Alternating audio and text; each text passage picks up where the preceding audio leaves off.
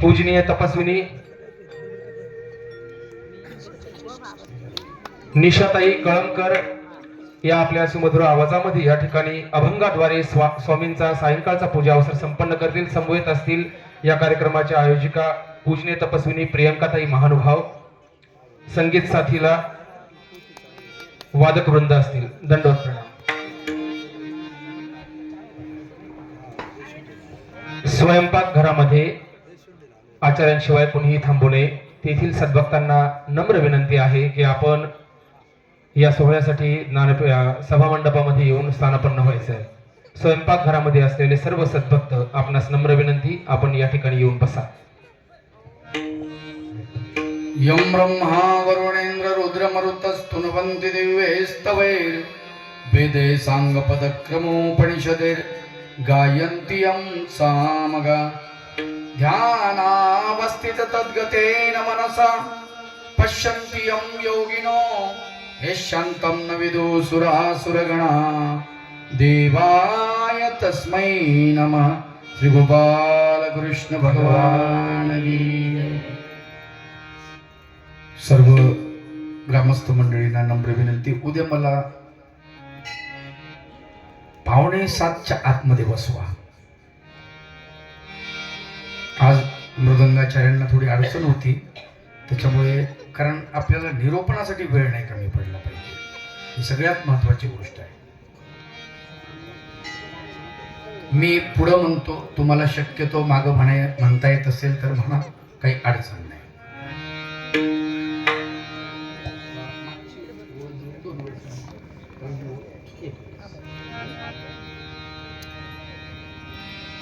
श्री गोपाल कृष्ण भगवान की. यावे आता तुम्ही पूजा अवसरा. पंच अवतारा बतावया. पंच अवतारा बतावया. पंच अवतारा बतावया. साने थोर यावे तुम्ही नारी नर. साने थोर यावे तुम्ही नारी नर. स्वामी चक्रधर स्मरा आधी. स्वामी चक्रधर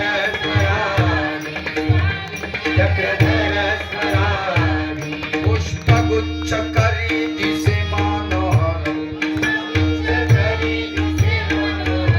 स्वामी चक्रधर स्मरा आधी. स्वामी चक्रधर नाम संकीर्तन चाले अखंडित. तेथे भगवंत कृपा करी. तेथे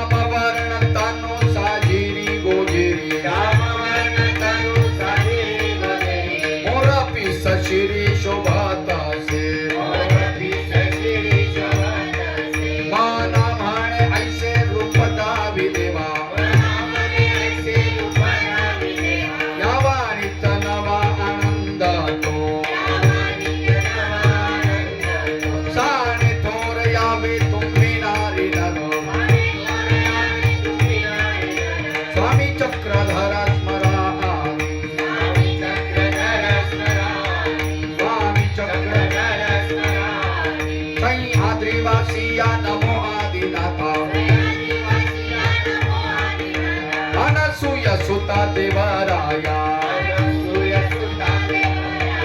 अनसूया धूप झाडू करी घेऊन यारी.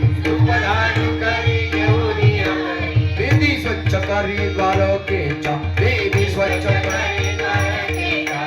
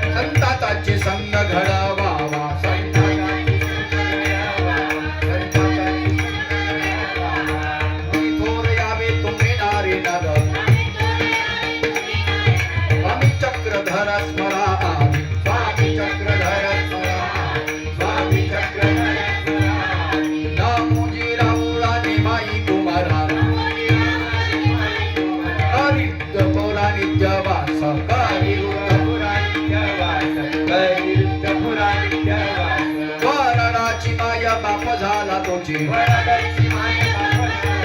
काळजी जगाची वाहत असे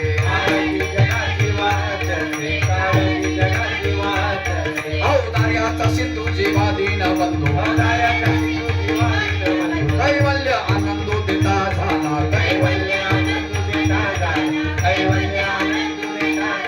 माना माने चला जाऊन या गावा आपुलिया भावा वाढवाया आपुलिया काने थोर यावे तुम्ही नारी नर स्वामी चक्रधर स्मराधी स्वामी चक्रधर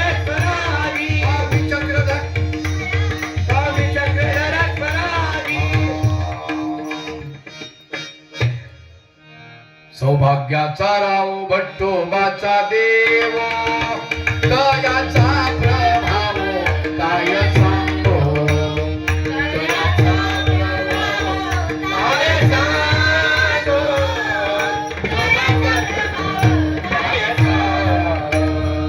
सुहाच्या वदनाला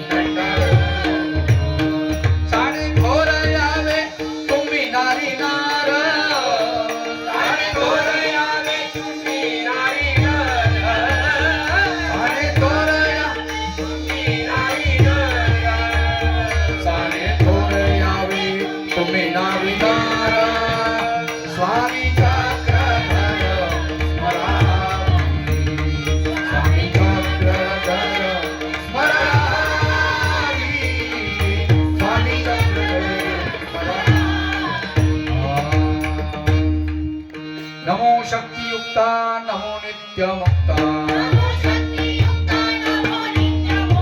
देई निज भक्ता प्रेमदान देई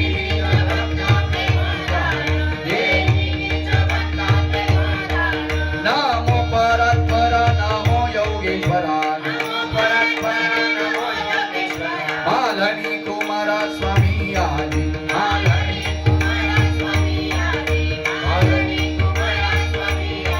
नमो परमेशा नमो जगदीशा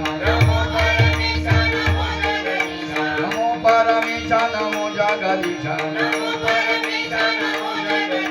नमो अविनाशा जगन्नाथा नमो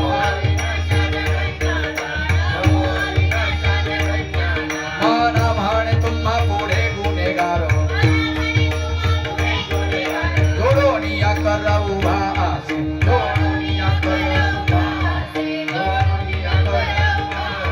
साने थोर यावे तुम्ही नारी नर स्वामी चक्रधर स्मरा आधी स्वामी शांत समयासी प्रभु भगवंत कथा समवेत विजयकारी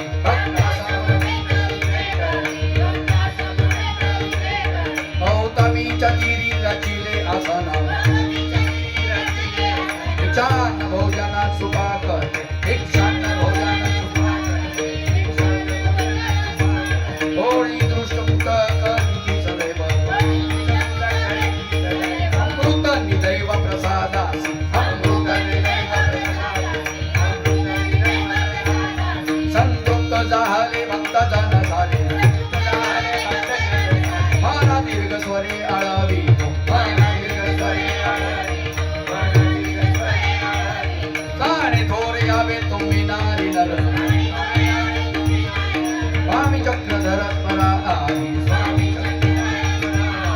स्वामी चक्रधर जमाठी पुन्हा करी आरोगण हे भक्त जन देवाजीच्या भक्त जन नागबाई रंगमाळा आणि प्रक्षाळिती श्रीचरणा प्रक्षाळिती श्रीचरण दीपा उजळून रचिले आसना आणि पद्मासना प्रभू रावा माना मने अपूर्व माना मने काय अपूर्व दर्शन भक्तासी देवुना तुका केले भक्तासी देवुना तुका केले ताणी थोर यावे तुम्ही नारी नगर स्वामी चक्रधर परा आदि स्वामी जमाठी पुन्हा करी आगमना संगे भक्त जना देवाजीचा संगे भक्त नागबाई रंगमाळा रेखिताती आणि प्रक्षाळिती श्रीचरणा आणि प्रक्षाळिती दीप उजळून रचिले आसना गाली पद्मासना प्रभू राम गाली नामने काय अपूर्व दर्शन भक्तासी देऊन तृप्त केले भक्तासी आणि ढोर यावे तुम्ही नारी नर स्वामी चक्रधर स्मरा आदि स्वामी कसुरी तिलक भाळ प्रदेशाशी कोटी सर्वांगाची चंदनाची कोटी सर्वांगाची मुकुटावरी माळ सुमनाची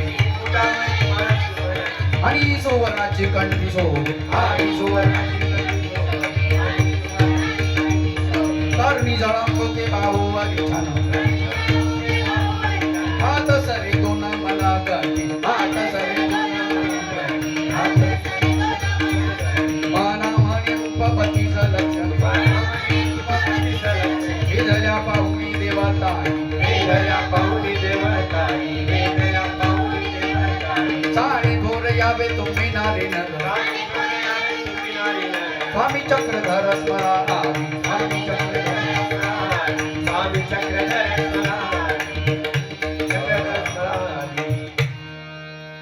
पुष्पगुच्छ करी दिशे मनोहर धूपदीपागर ओवाळी धूपदीपागर ओवाळी धूपदीपागर ओवाळी प्रतिदिनी आईचा पूजा अवसान करी तो स्वीकार स्वामी करी तो स्वीकार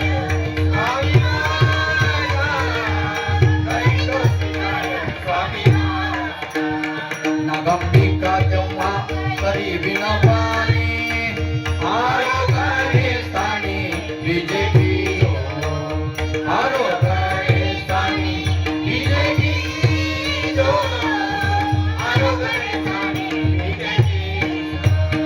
विनंती भक्ताची मानोनी सत्कारी माना मारे करी बीजेपी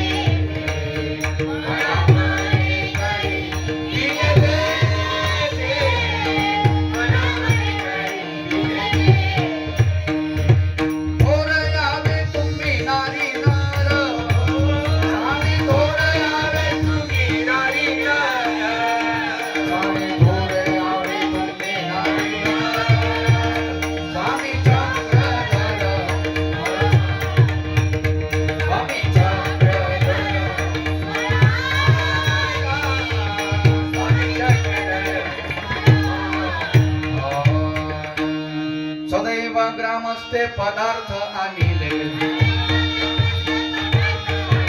हेही संपादिले पत्रा माझी हेही संपादिले पत्रा माझी हेही संपादिले पत्रा माझी भातामध्ये भात आणि दूध शीत भातामध्ये भात आणि दूध शीत या सवे गौ घृत व्याळी लागली या सवे गौ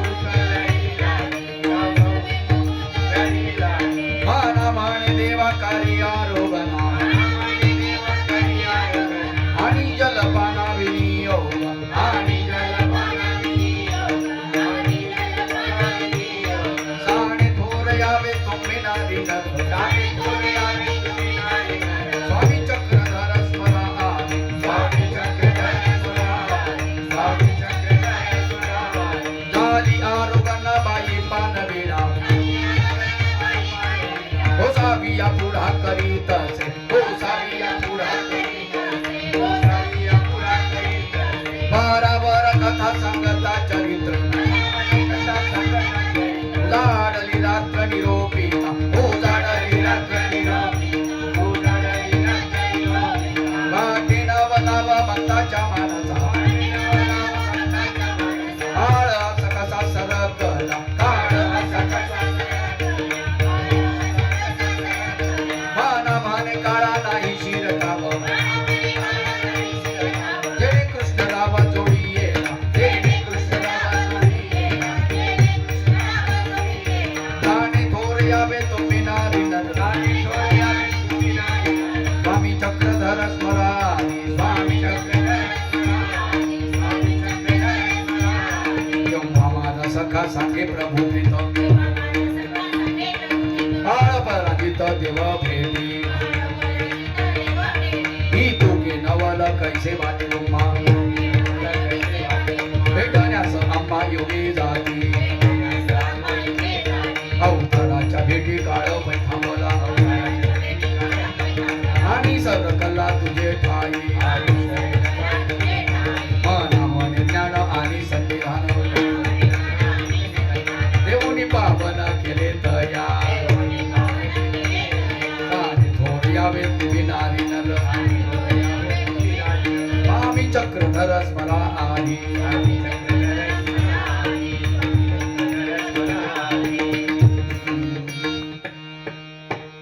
परम महंता जीव देहातीता भवदर्प घात करीतो पै भवदर्प घात करीतो पै भवदर्प घात करीतो सतचित्त आणि आनंद स्वरूपा देवा ज्ञान दीपा नमो देवा ज्ञान दीपा नमो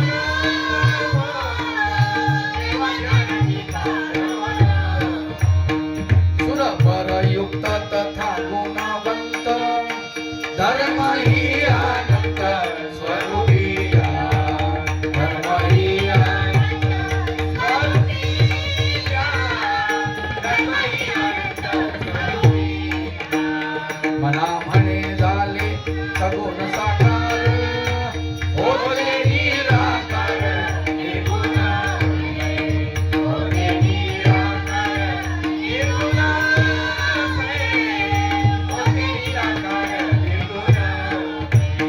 साडे थोर यावे तुम्ही नारी नार साडे थोर यावे तुम्ही नारी नार साडे थोर यावे तुम्ही नारी नार स्वामी चक्रधर स्वामी चक्रधर स्वामी चक्रधर नमो दैत्यहंता नमो कृपावंता नमो जी अनंता यादवेंद्र नमो जी अनंता यादवेंद्र नमो जी अनंता यादवेंद्र नमो दुःख कर्त्या नमो दुःख हत्या नमो जी अमर्त्या यादवेंद्र नमो जी अमर्त्या नमो पूर्ण कामा नमो आत्मारामा मेघ श्यामा दंडवत तुझ्या मेघ श्यामा मारा म्हणे आता पूजा अवसरी तुम्ही मजवरी कृपा करा तुम्ही मजवरी कृपा करा तुम्ही मजवरी कृपा करा साडे थोर यावे तुम्ही नारी नर स्वामी चक्रधर स्मरा आली स्वामी चक्रधर स्मरा स्वामी चक्रधर गोपाल कृष्ण भगवान की जय श्री दत्तात्रेय महाराज की श्री चक्रपाणी महाराज की जय श्री गोविंद प्रभु महाराज की जय सर्वज्ञ श्री चक्रधर स्वामी की आदरणीय प्रसिद्ध कीर्तनकार कथाकार समीक्षक जलाल महाराज आपल्या कथेला भेट देण्यासाठी आले. आणि खरंच माझ्या शिष्य लताचा फोन आला की तुम्हाला एक सुखद धक्का देतोय म्हणे आम्ही. नाव सांगितलं नाही म्हणे. काय होतंय बघा, कार्यक्रम किती वाजता सुरू होतोय एवढं सांगा. आणि पाहतो तर महाराज ज्येष्ठ आणि श्रेष्ठ विचारवंत आहे. खर तर त्यांच्या समोर बोलणं म्हणजे भीती वाटते. जबरदस्त व्यक्तिमत्व आहे त्यांचं. प्रवचन महाचिंतनीमध्ये ठेवण्यात आलं होतं यावर्षी, म्हणजे 25 मध्ये जालन्याला. तुफान गर्दीमध्ये त्यांनी एवढं वैचारिक आणि सुंदर असं प्रवचन केलं की आम्ही खुश झालो. आणि त्याच्यात त्यांना लीळा चरित्र भेट दिली. ते म्हटले, बाबा हे लीळा चरित्र हातात घ्यायची वस्तू नाही, माझ्या डोक्यावर द्या. आणि अक्षरशः लीळा चरित्र डोक्यावर घेतलं त्यांनी. महानुभावांचा ग्रंथ एका वारकरी संप्रदायाच्या कीर्तनकारांनी डोक्यावर घेतला. ही जगातली पहिल्यांदा घडलेली घटना आहे. तुम्हाला सांगतो, इतका आनंद झाला. मी तो फोटो काढला आणि माझ्या स्टेटसला सतत मी ठेवला. आणि ज्यांचा तो ग्रंथ त्यांना भेट दिला होता, ज्यांनी त्याचं संपादन केलेलं आहे, राजूदादा पुजदेकर, त्यांना फोन केला की तुम्ही संपादित केलेला ग्रंथ मी महाराजांना भेट दिलेला आहे आम्ही चिंतनीच्या माध्यमातून, गुरुवर्य बाभुळगावकर बाबांच्या माध्यमातून. आणि त्यांनी तो डोक्यावर घेतला. अरे अक्षरशः तो माणूस रडला फोनवरती. काय कमाल झाली म्हणे. खूप छान. मला एक विशेष लक्षात घ्या की आपल्या हिंदू धर्मामधला तो माणूस नव्हे, पण ज्यांनी हिंदू धर्म आत्मसात केला. जातीनं असू द्या मुस्लिम, पण धर्माने तो हिंदू आहे ही विशेषता आहे म्हटलं. त्यांना अजून आनंद वाटला. ते म्हणले काय कमाल झाली, हे तर म्हणजे आश्चर्यच झालं म्हटले. आणि दुसरी गोष्ट म्हटलं, तो वारकरी माणूस असून महानुभाव पंथाचा ग्रंथ डोक्यावरती घेतला. महाराजांचं स्वागत देशवंडीचे बाबा आणि त्यांचे मित्र यांना मी विनंती करतो की आणि ग्रामस्थ मंडळी यांनी महाराजांचं शाल आणि श्रीफळ देऊन महाराजांचं स्वागत करावं. ठीक आहे ईशा.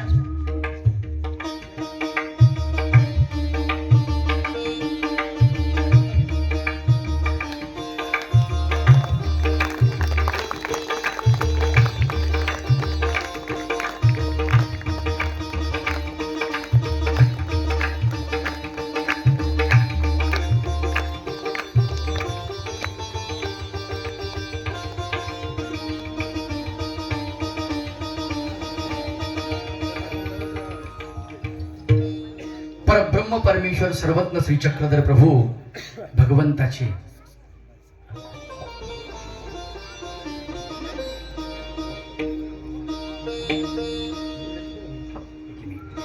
मी महाराजांना विनंती करतो त्यांनी कार्यक्रमाला शुभेच्छा द्यावी.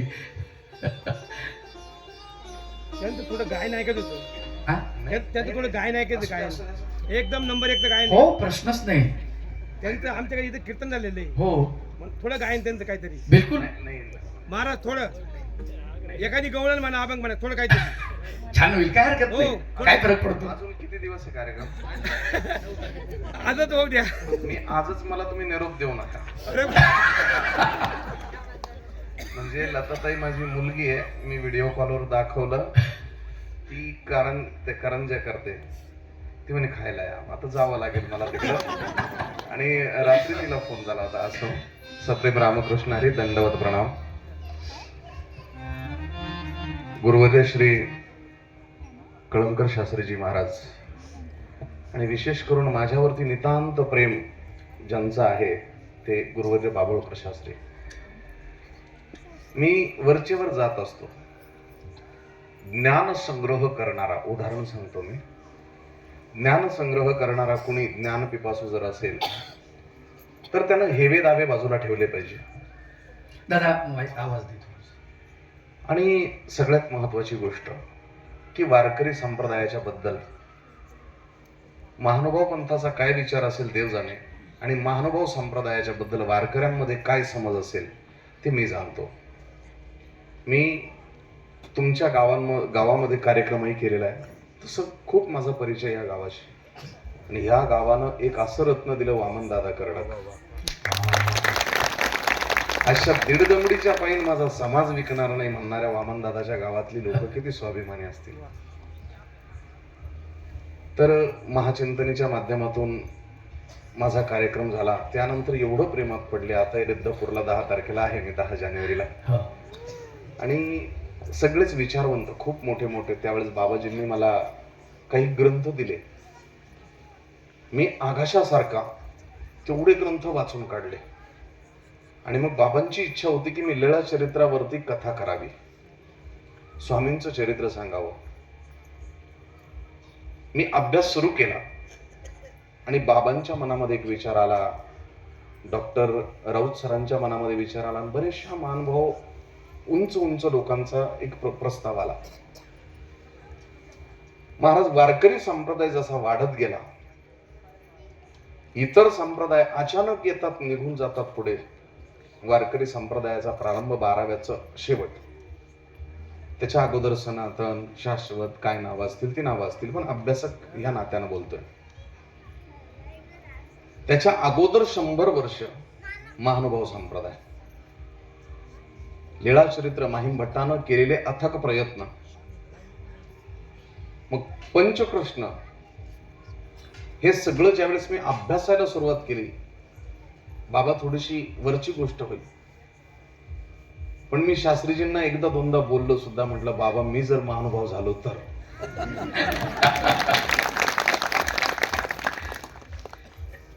बाबांनी काय सांगितलं, गाड्या तरी किती बदलणार, प्रवास मोठा आहे. म्हटलं, करणार काय? जिथं रेल्वे संपते तिथून विमान घ्यावं लागेल, जिथं गाडीचा प्रवास संपतो तिथे रेल्वे पकडावी लागणार. थोडं थोडं पुढे गेलो तर काय बिघडलं. विनोदाचा विषय असतो माझा. आणि सर्वात महत्वाची उपलब्धी अशी की आमची लता दिदी, मी कधी आत्या म्हणतो, कधी काकू म्हणतो, कधी मावशी म्हणतो, चेष्टा करतो मी. तर बाबा म्हणे, माझी जरा तब्येत बरी वाटत नाहीये. चेष्टा करताना बाबांना काय म्हणाले असेल ती, माझ्या तारखा भरल्यात नाही तर मी गेले असते तुमच्या जागेवर. विनोदाचा भाग सोडा, पण एवढं प्रेम आहे. मग शास्त्रीजी वगैरे आम्ही काही एक चर्चा केली. त्या चर्चेच्या माध्यमातून एक सूत्र निघालं आणि बाबांनी दिलेली जी ऊर्जा आहे त्या ऊर्जेतून मी एक संस्था सुरू केली. संस्थेचं नाव आहे तिसरा उंबरठा. तिसरा उंबरठा म्हणजे काय तर, मी बोलत असतो ब्राह्मण, क्षत्रिय, वैश्य आणि शूद्र 4 वर्ण आहेत, पण स्त्रियांना वर्ण नाहीये. तुम्ही ब्राह्मण, क्षत्रिय, वैश्य, शूद्र कोणीच नाही आहात. तुम्ही ब्राह्मणाशी विवाह कराल, ब्राह्मणी भाल. शूद्राशी विवाह कराल, शूद्राणी भाल. वैश्याशी विवाह कराल, वैश्यन भाल. पण तुम्हाला असा स्वतंत्र वर्ण नाही. पहिल्यापासून जी प्रताडित स्वरूपाची जी तुमच्यावरती एक भूमिका लादण्यात आलेली आहे, क्षमा करा मला, यातून काहीतरी मार्ग निघावा.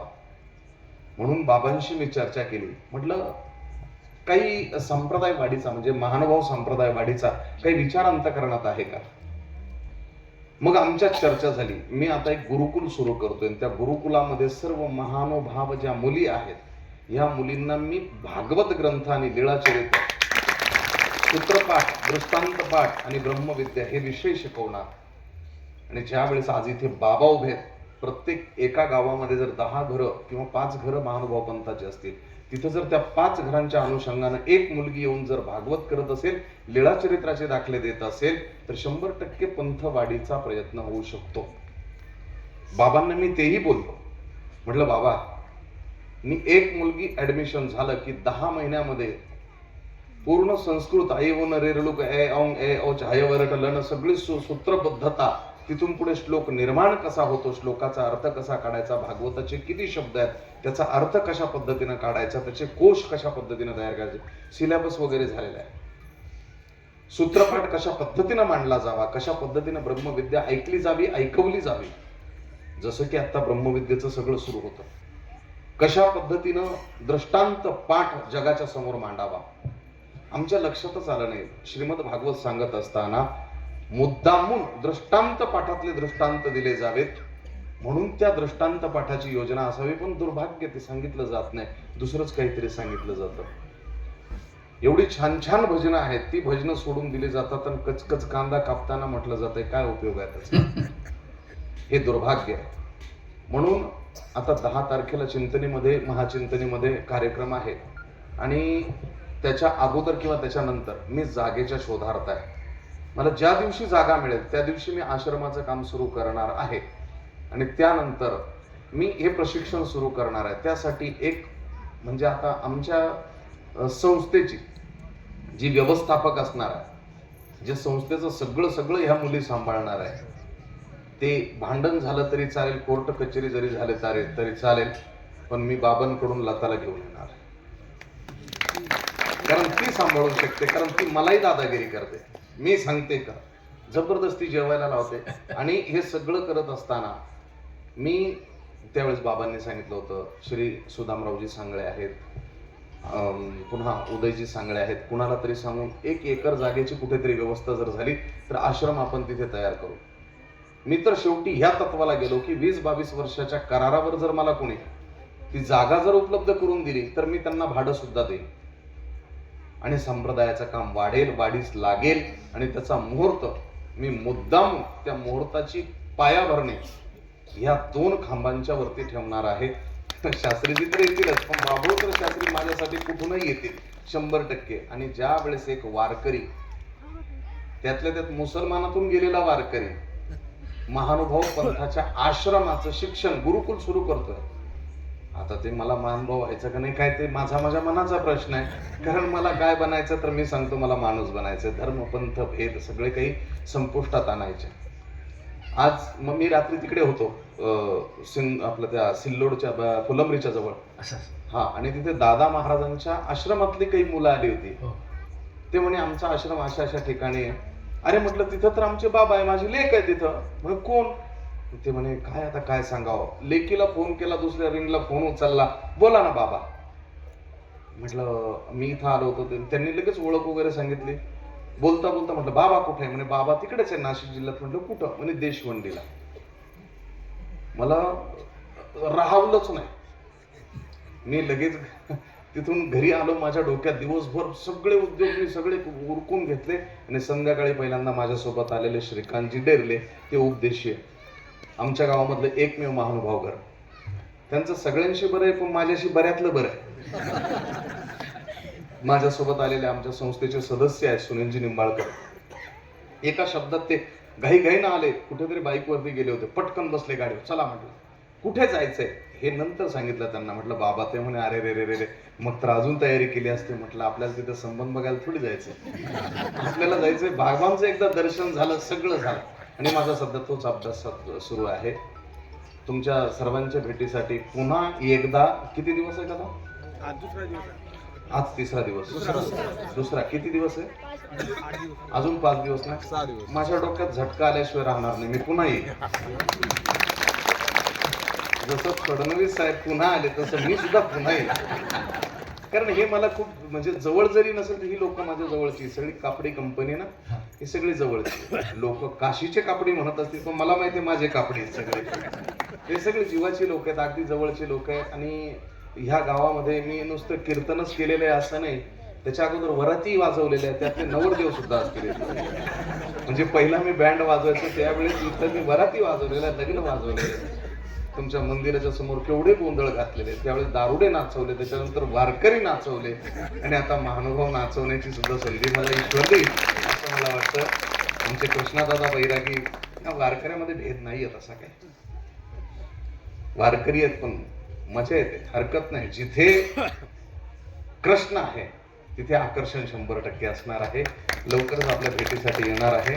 आणि लवकरच महानुभाव पंथातील माझं टार्गेट आहे, माझं स्वतःचं टार्गेट आहे, 5 वर्षामध्ये कमीत कमी 500 मुली महानुभाव पंथाच्या व्यासपीठावर उभं राहून कथा करणार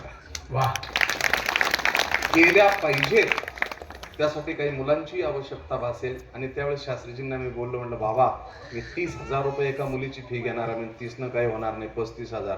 ते जवळ एक बसलेले एक जण होते कोणीतरी, ते म्हणे मग आता बाबांनी कुठून द्यायचे, काय करायचे, त्यापेक्षा 10 मुलींचे पैसे मी देतो.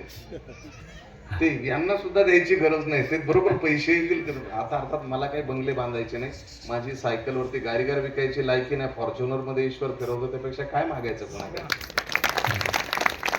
उत्थान अवस्था फक्त इथे मानवता धर्म, मनुष्य धर्म आणि सत्य जगाच्या समोर आणण्याचा माझा विचार आहे. खूप काही झालं, सगळं झालं, आता थांबायचा विचार आहे माझा. इथंही थांबतो आणि त्याही वृत्तीला विराम देतो. बाबांचं दर्शन झालं आणि तुम्हाला घडतंय, तुम्ही परम भाग्यशाली आहात. 2 शब्द जे बोलण्याची मला संधी उपलब्ध करून दिली त्याबद्दल सर्वांचे आभार, विशेषतः बाबांचे आभार. देशवंडीकर बाबा, मनमाडकर बाबा, हे सर्वांना दंडवत करतो, प्रणाम. सवयच झाली मला ती दंडवत म्हणायची, आता काय करणार आहे. कोणाचा रामकृष्ण हरी आला तरी दंडवत म्हणतो, कारण महानुभाव लोकांचं. त्या दिवशी काकांच्याकडे गेलो होतो, समाधान महाराज सुकेनकर, मला तो आता रोगच लागला. तिकडे वडगावला गेलो होतो, गेलो की लगेच वळतो, तिथं विचारतो आहे का सूत्रपाठ, आहे का दृष्टांत पाठ. त्यांनी शोधाशोध करायची, द्यायची, ती मी जमाच करतोय. म्हणून तुम्हा सर्वांचं दर्शन घडलं. सर्वांना पुन्हा एकदा दंडवत प्रणाम.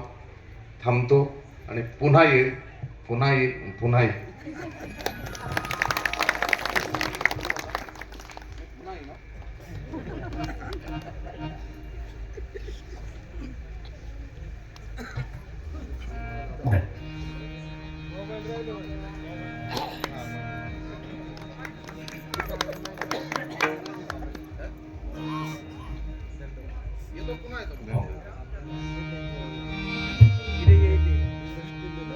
श्री गोपाल कृष्ण भगवान की जय. परब्रह्म परमेश्वर सर्वज्ञ श्री चक्रधर प्रभूंच्या अमोघ अमूल्य अशा सूत्रावरती आपण श्रवण करत आहात. इथे कथन चाललेलं आहे. ब्रह्मविद्या प्रवचन नेमकी काय भानगड आहे. बाबांनी मला सांगितलं की ब्रह्मविद्या काय आहे. भागवत कथा आपण ऐकतो, रामायण आपण ऐकतो, आपण शिवलीलामृत ऐकतो, ज्ञानेश्वरी ऐकतो, गाथा ऐकतो. ब्रह्मविद्या काय आहे. लोकांचा प्रश्न बरोबर आहे. खर तर ब्रह्म म्हणजे परमेश्वर, ती समजून घेण्याची विद्या म्हणजे ब्रह्मविद्या. परमेश्वराचं वाक्य आपल्याला समजलं पाहिजे. श्रीमद भगवद्गीता ही सुद्धा ब्रह्मविद्या आहे. श्रीमद भगवद्गीतेचा एक एक श्लोक ब्रह्मविद्या. सर्वज्ञ श्री चक्रधर प्रभूंचे सूत्र ब्रह्मविद्या. काल आपण बघितलं, एका सूत्राचं आपण विवेचन काल थोडक्यामध्ये ऐकलं. महात्मेणी प्रिय वक्तया होवावे. महात्म्यानं प्रिय बोललं पाहिजे. आता खरं जर पाहिलं तर प्रिय बोलणं हे अधिक कठीण असतं.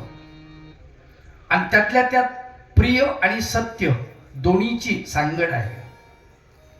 प्रिय, सत्य आणि हिताचं 3 गोष्टी भगवान गोपालकृष्ण सांगतात. ते म्हणतात, अनुद्वेगकरं वाक्य सत्यं प्रिय हितं च यत् स्वाध्यायाभ्यसनं चैव वाङ्मयं तप उच्यते. हे वाङ्मयीन तप आहे. सत्य बोललं पाहिजे, प्रिय बोललं पाहिजे आणि हिताचं बोललं पाहिजे. ही त्रिसूत्री आहे. एक तर आपण प्रिय बोलतो तर सत्य नसतं, सत्य बोलतो तर प्रिय नसतं, सत्य आणि प्रिय असतं तर हिताचं नसतं. मोठी गंमत आहे. तिन्ही गोष्टीची सांगड आपल्याला घालता आली पाहिजे. काल आपण बघितलं, स्वामी चक्रधर महाराज निरूपण करतात, लोणी पारनेराला भगवंताचं वास्तव्य आहे. आणि त्या ठिकाणी भगवंत जाता क्षणीच संध्याकाळची वेळ, सूर्य मावळतीला कललेला आहे. आणि तिथला जो राणा आहे, पुजारी आहे, तो देवतेची पूजा करून घराकडे निघालेला. आणि त्याला थांबवून त्यांनी सांगितलं, चक्रधर महाराज त्याला म्हणतात की नागदेवाचार्याला विचारा, त्यांना थांबवा, आपल्याला इथं भिक्षा मिळणार नाही, गाव छोटा आहे. मग संध्याकाळची व्यवस्था करण्यासाठी आपल्याला काहीतरी पाहिजे. त्यांनी आवाज दिला, अगा ए गुरुवा. आणि भगवंतांनी पाठीमागून आवाज दिला, हा हा हा, काही महात्मा नवसी, तू काही महात्मा नाहीस का? महात्मेनी प्रिय वक्त्या होवावे. प्रिय बोललं पाहिजे, अगदी गोड बोललं पाहिजे. मितुल आणि रसाळ संत ज्ञानेश्वर महाराज. शब्द जैसे कल्लोळ अमृताचे, शब्द अमृताचे कल्लोळ बनले पाहिजे, अशी आपली वाणी असली पाहिजे. पण आपण असं बोलत नाही खरं पाहिलं तर. आता तुम्हाला सांगतो, प्रिय बोलणारी माणसं धोकादायक झालीत सध्या जगामध्ये. जे गोड बोलतायत ना, समजून घ्या.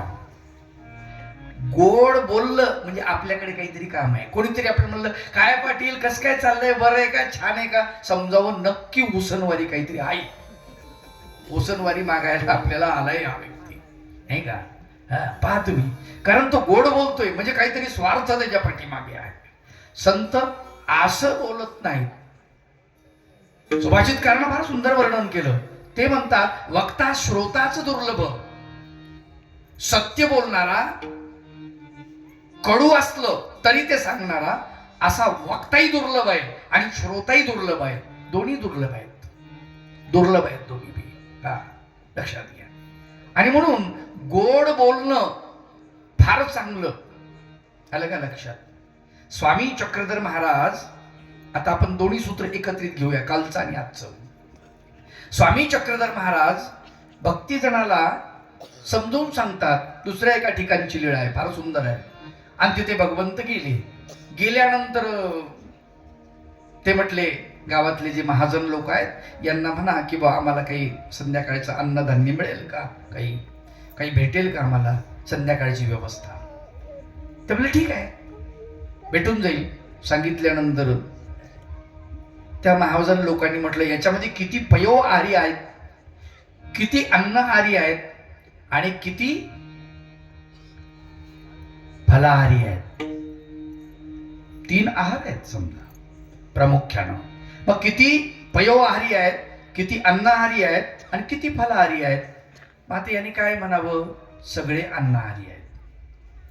ते म्हटले काही फलाहारी आहेत, काही पयोहारी आहेत म्हणजे पातळ पेय घेणारे, आणि काही अन्नहारी आहेत. मग अन्नहारीसाठी तांदूळ, डाळ असं त्यांनी दिलं, कणिक. पयोहारीसाठी दूध, तूप असं दिलं. आणि जे फलाहारी आहेत म्हटले त्यांच्यासाठी काही फळं दिली. ते आणल्यानंतर स्वामी त्यांना म्हणतात, काका एत कवन फलाहारी, एत कवन पयोहारी, सगळे अन्नहारी. खाण्यासाठी असं खोटं बोलावं. महात्मेनी सत्यार्जवा होवावे. सत्य बोललं पाहिजे म्हणे महात्म्यानं. सत्याचा आग्रह धरला पाहिजे, सत्याचा अर्जव केला पाहिजे. असं म्हणता क्षणी तुम्हाला सांगतो, तिथे भगवंत निरूपण करायला सुरुवात करतात आणि तिथे या सूत्राचा जन्म झाला. सत्य बोललं पाहिजे. पण समाजामध्ये जेव्हा सत्य आपण बोलतो तेव्हा ते कडू असते. एक मराठीतली म्हण आहे आमच्या, खरं बोललं की सख्या आईला राग येतो म्हणतात. काय म्हणतात? खरं बोललं सख्या आईला राग येतो. आता मला सांगा, आईला जर असं म्हटलं की आई तुझा नवरा आला, राग येईन की नाही? साधी गोष्ट आहे. आणि तुम्ही म्हणता बघा खरं बोललं की सख्या आईला राग येतो. अरे भल्या माणसा, तुला खरं बोलायला सांगितलंय पण त्याबरोबर प्रिय बोलायला सांगितलंय. आलं का लक्षात? खरं आणि खोट म्हणजे प्रिय ही एका नाण्याच्या 2 बाजू आहेत. नाणं एक, बाजू मात्र 2. आलं का लक्षात? दोन्ही आम्हाला सांभाळता आल्या पाहिजे. आम्ही एकच जर सांभाळलं, आलं का लक्षात, तर नाही जमणार. एकच नाही जमणार. म्हणून आम्हाला प्रियही बोलावं लागेल, आम्हाला सत्यही बोलावं लागेल. तेच तुम्ही असं म्हणालात, आई बाबा आले, आता काय झालं? खरंही झालं आणि प्रियही झालं, म्हणजे सत्यही झालं आणि प्रियही झालं. असं बोललं पाहिजे माणसाने. यामध्ये प्रिय आणि सत्य हे बोलणं, भगवान गोपाल कृष्ण म्हणतात की सत्यम प्रिय हितम चयत स्वाध्याय व्यसनम चैव वाङ्मयम तप उच्यते. हे वाङ्मयीन तप आहे, याचा अभ्यास केला पाहिजे, याचा स्वाध्याय केला पाहिजे, प्रयत्न केला पाहिजे, खरं बोलण्याचा प्रयत्न केला पाहिजे आणि प्रिय बोलण्याचा प्रयत्न केला पाहिजे. काही काही लोक म्हणतात बाबा काय खरं बोलावं, खरं बोललं की खऱ्या म्हणजे फार अवघड आहे म्हणले, खरं बोलताच येत नाही. आता दुकानदार म्हणतो बाबा खरं कसं बोलू, खरं जर बोलायचं म्हणलं तर माझा माल काय म्हणजे स्वस्तात विकू का, नाही हे की नाही. एका जणानं विचारलं, म्हणले महाराज खरं बोलायचं तर अडचण येते. म्हणजे कसं काय अडचण येते, तुम्ही सांगता म्हणले खरं बोला. आणि एखाद्यानं मला विचारलं, समजा यदा कदाचित विचारलं की दारूचं दुकान कुणकडे, मग आता काय करू, त्याला खरं सांगू, अवघड आहे की नाही. त्याला म्हणलं भल्या माणसा त्याला असं म्हणायचं. आता काही काही संत सांगतात नाही बेटा सांगू नये त्याला, तर आणि मग सांगू नये तर मग खरं बोलावं लागेल ना, खोटं कसं सांगता. मी असं सांगत असतो अशा माणसाला, उर्मट माणूस असे काही अडचणीचे प्रश्न विचारले ना त्याला वेगळंच सांगतो मी. त्याला म्हणत असतो खरं मला माहितीये दारूचं दुकान, पण तू सांगायचं नाही. म्हणजे आता काय झालं, खोटं बोलण्याचा प्रश्नच नाही आता. जो सत्याविन शब्द न बोले, जो सत्याविना शब्द न बोले, सहजई कोणासी मित्रा कर्मैत्री त्यागी, मित्रा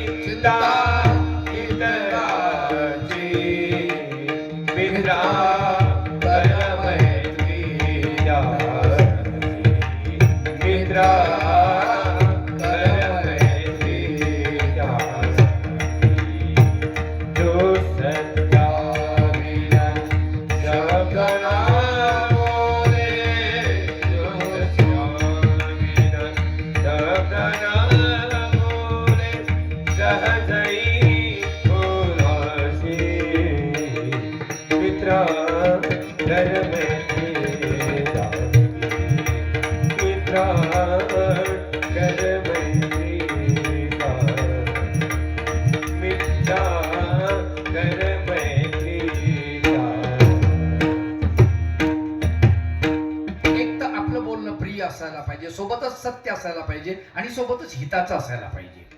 तिन्ही गोष्टी लक्षात ठेवा. एका नाण्याच्या दोन बाजू आहेत, सत्य आणि प्रिय. नाणं एकच, बाजू मात्र दोन.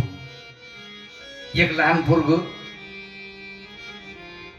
5 रुपयाचे दोन म्हणजे शकल झालेली छापा आणि काटा दुकानदाराकडे गेलं आणि दुकानदार म्हणतो दादा याची 5 रुपयाची शेंगदाण द्या, 2.5 रुपयाची शेंगदाण द्या आणि 2.5 रुपयाची साखर द्या. ते म्हणे अरे हे चालत नाही ना. अरे 5 रुपये आहेत ना, हे एकत्रित होते ना त्यावेळेस चालत होते. छापा आणि काटा हे वेगळे झाले चालत नाही. आलं का लक्षात. सत्याशिवाय प्रिय चालत नाही, प्रियाशिवाय सत्य चालत नाही. आपण एकच घेऊन गेलो, सत्य सत्य सत्य. सत्यमेव जयते, सत्याचा जय होतो, पण प्रिय बोलावं लागतं. आलं का लक्षात? हा. पण प्रिय बोलणारे माणसं लोकांना फसवायला लागले. गोड बोलणारा माणूस असेल ना, सांगता आता तुम्हाला सांगतो, जेवढे लोक आता बोलू नये, त्यांची निंदा कशाला करायची विचारायची, आपल्याला काय ते धंदे काय.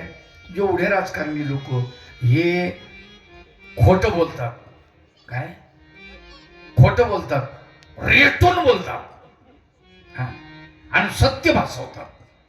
उदाहरणार्थ तुम्हाला सांगतो, तुमच्याकडं 500 रुपयाची नोट आहे, खोटी आहे, आणि 500 रुपयाची खरी आहे.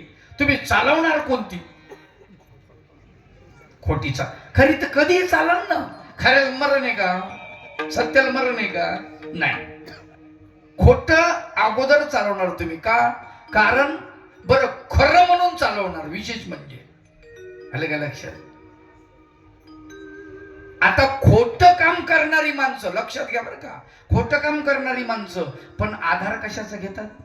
खऱ्याचा, सत्याचा. एखाद्या माणसानं असं म्हटलं का, मी निवडणुकीला उभं राहिलो, मला निवडून द्या, मी अजिबात विकास करणार नाही, तुमच्याकडे फिरकून पाहणार नाही, 5 वर्ष तुमच्याकडे ढोकूनही पाहणार नाही, असं म्हणतो तो माणूस. असं म्हणल्यावर तुम्ही मतदान करणार का?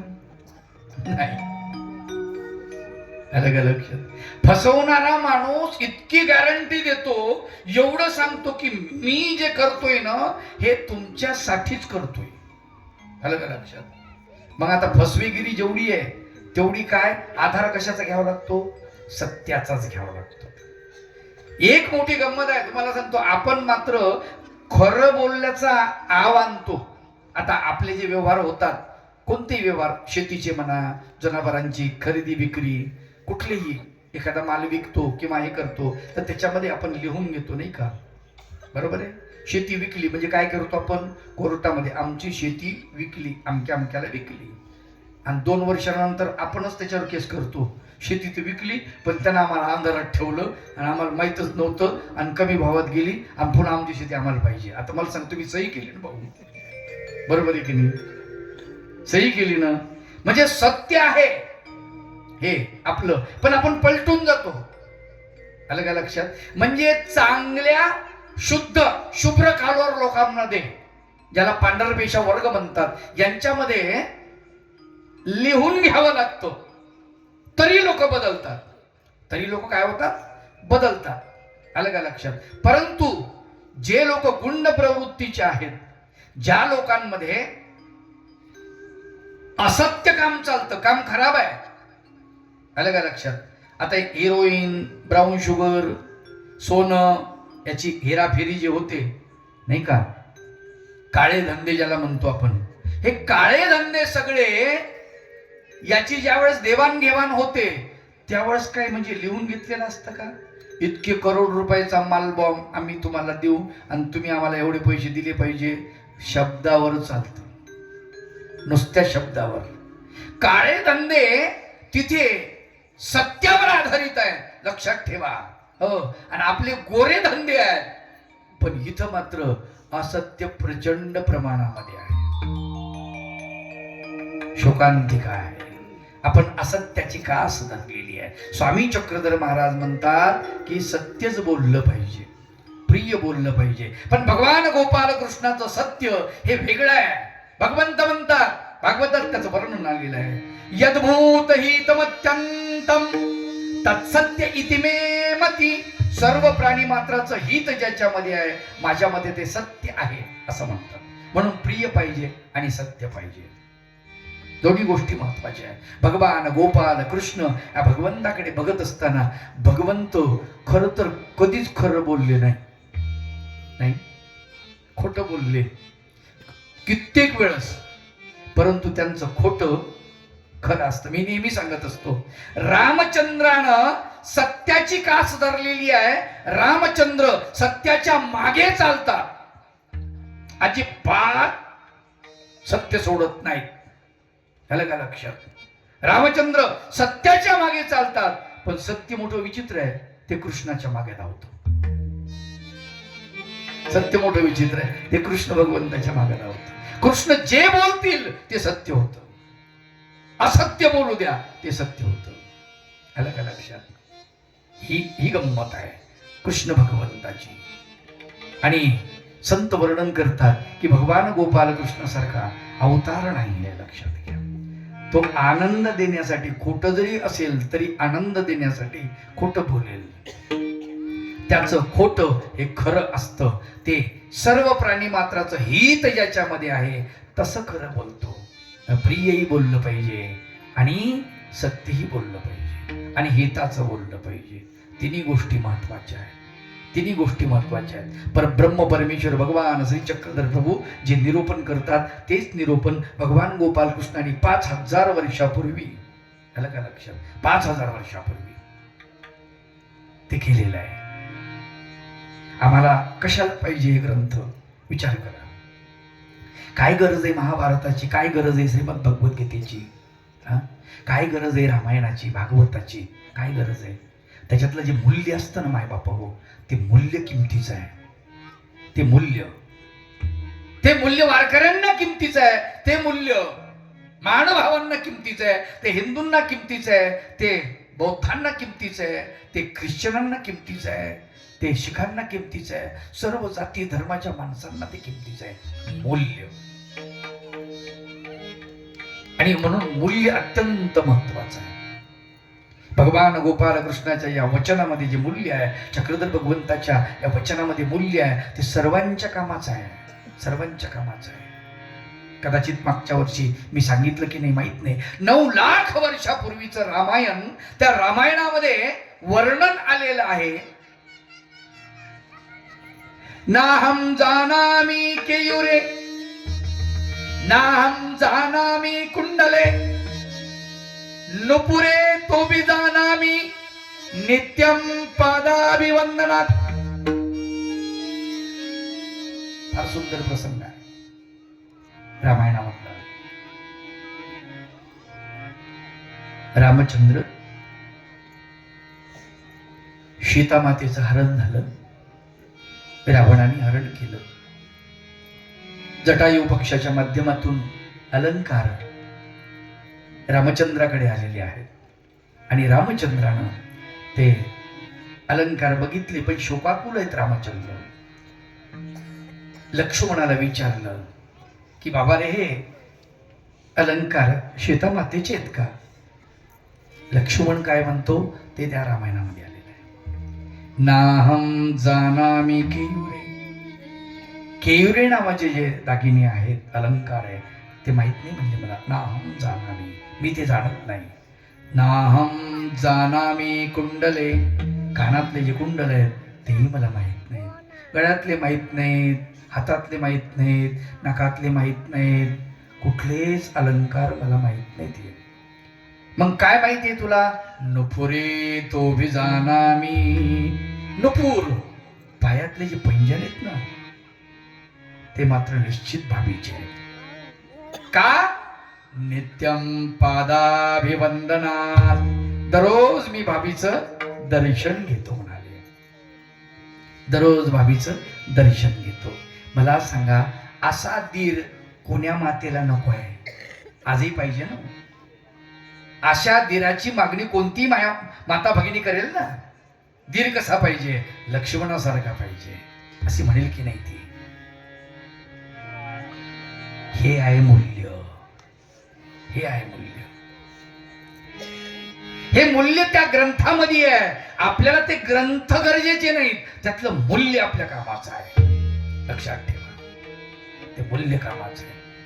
5000 वर्षापूर्वीचं भागवत, त्यातले मूल्य आपल्या कामाचं आहे. ते मूल्य कामाचं आहे. आणि म्हणून त्याच्यात जे सांगितलंय ना, ते अत्यंत महत्वाचं आहे. अत्यंत महत्वाचं आहे. वाणी कशी असली पाहिजे त्याचं वर्णन गुरुवर्य बाबू शास्त्री बाबा फार सुंदर करतात. तू दिधली वाणी रसाळ. हे भगवंता, तू मला चांगली वाणी दिली. मी बोलत होतो ओशाळ. मी मात्र ओशाळ बोलत होतो. वाचेणे दुखविले सगळं भूत मात्र ते. वाचेने मी सकळ भूत मात्र दुखवले. माझी वाणी चांगली ठेवली नाही. महाभारतातला एक सुंदर प्रसंग आहे, तुम्हाला सांगतो की माणसानं कसं बोललं पाहिजे. जसं आपण कर्म केलं ना तसं त्याचं फळ आपल्याला मिळतं. हय कर्म करे तू फल की इच्छा मत कर रे इंसान. कर्म करे तू फल की इच्छा मत कर रे इंसान. जैसा कर्म करेगा वैसा फल देगा भगवान. ये है गीता का ज्ञान, ये है गीता का ज्ञान, ये है गीता का ज्ञान, ये है गीता का ज्ञान, ये है गीता का ज्ञान, ये है गीता का ज्ञान.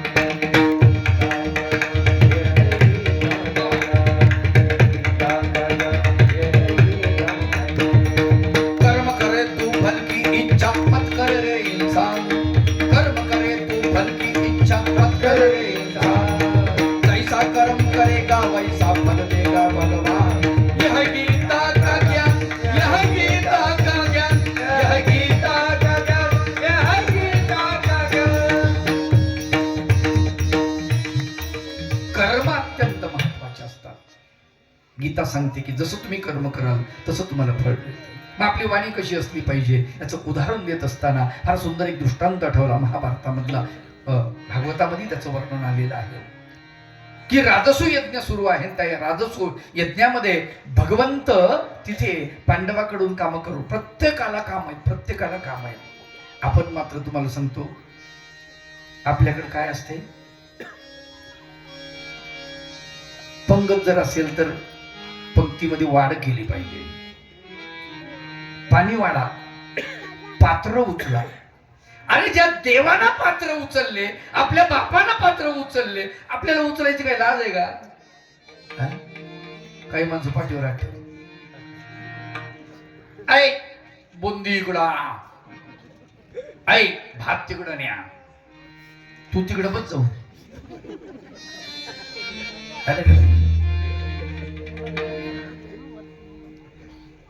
या भीमाकडे हेच काम होतं.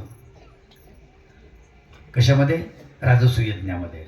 सगळेजण सगळे काम करायले, तो प्रचंड कान, यांना पाटील की खांद्यावर गदा फिरायले. पण ऐ इथं वाडा, यांना वाडा, त्यांना वाडा. आणि बरं वाडा तर वाडा, त्यांना सांगितलं हे पोटभर खायचं, शीत सुद्धा ठेवायचं आणि पात्र म्हणून गदा पहिल्या टाळ्यात मारून टाकलं. आता 88,000 ऋषी संत सज्जन लोक सगळे आग्रहानं वाढायचं आणि त्याला खा नाही तर मग गोष्ट टाकले. बघ लोक वैतागून गेले ना. महिना झाला ते राजसू यज्ञ चाललंय आणि त्या राजसू यज्ञामध्ये महिना झाल्यानंतर तुम्हाला सांगतो तब्येती खराब झाल्या लोकांच्या.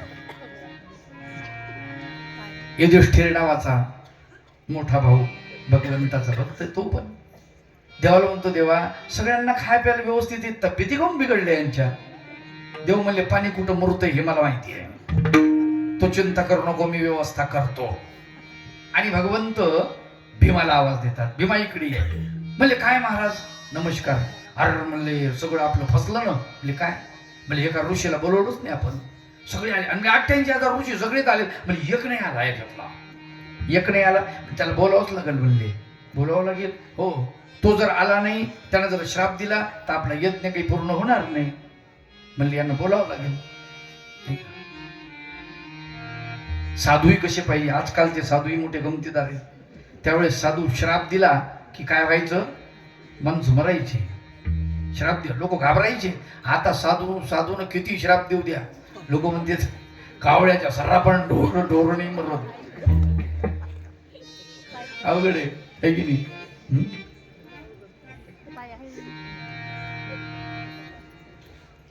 साधू की संगत पाई. तुकडोजी बाबांचं फार सुंदर भजन आहे. साधू की संगत पाई जब ज्ञान बढ़ा. साधूची संगत जर झाली, खऱ्या साधूची का नाही तर मग कसं, अरे जंगलच्या अस्वलाला मोठ्या मोठ्या जटा, जंगलच्या अस्वलाला मोठ्या मोठ्या जटा, अंगी नाही पोळ आण साधू दिसे मोठा, कुत्र्याच्या अंगावर भगव्याची छटा, साधू काय का.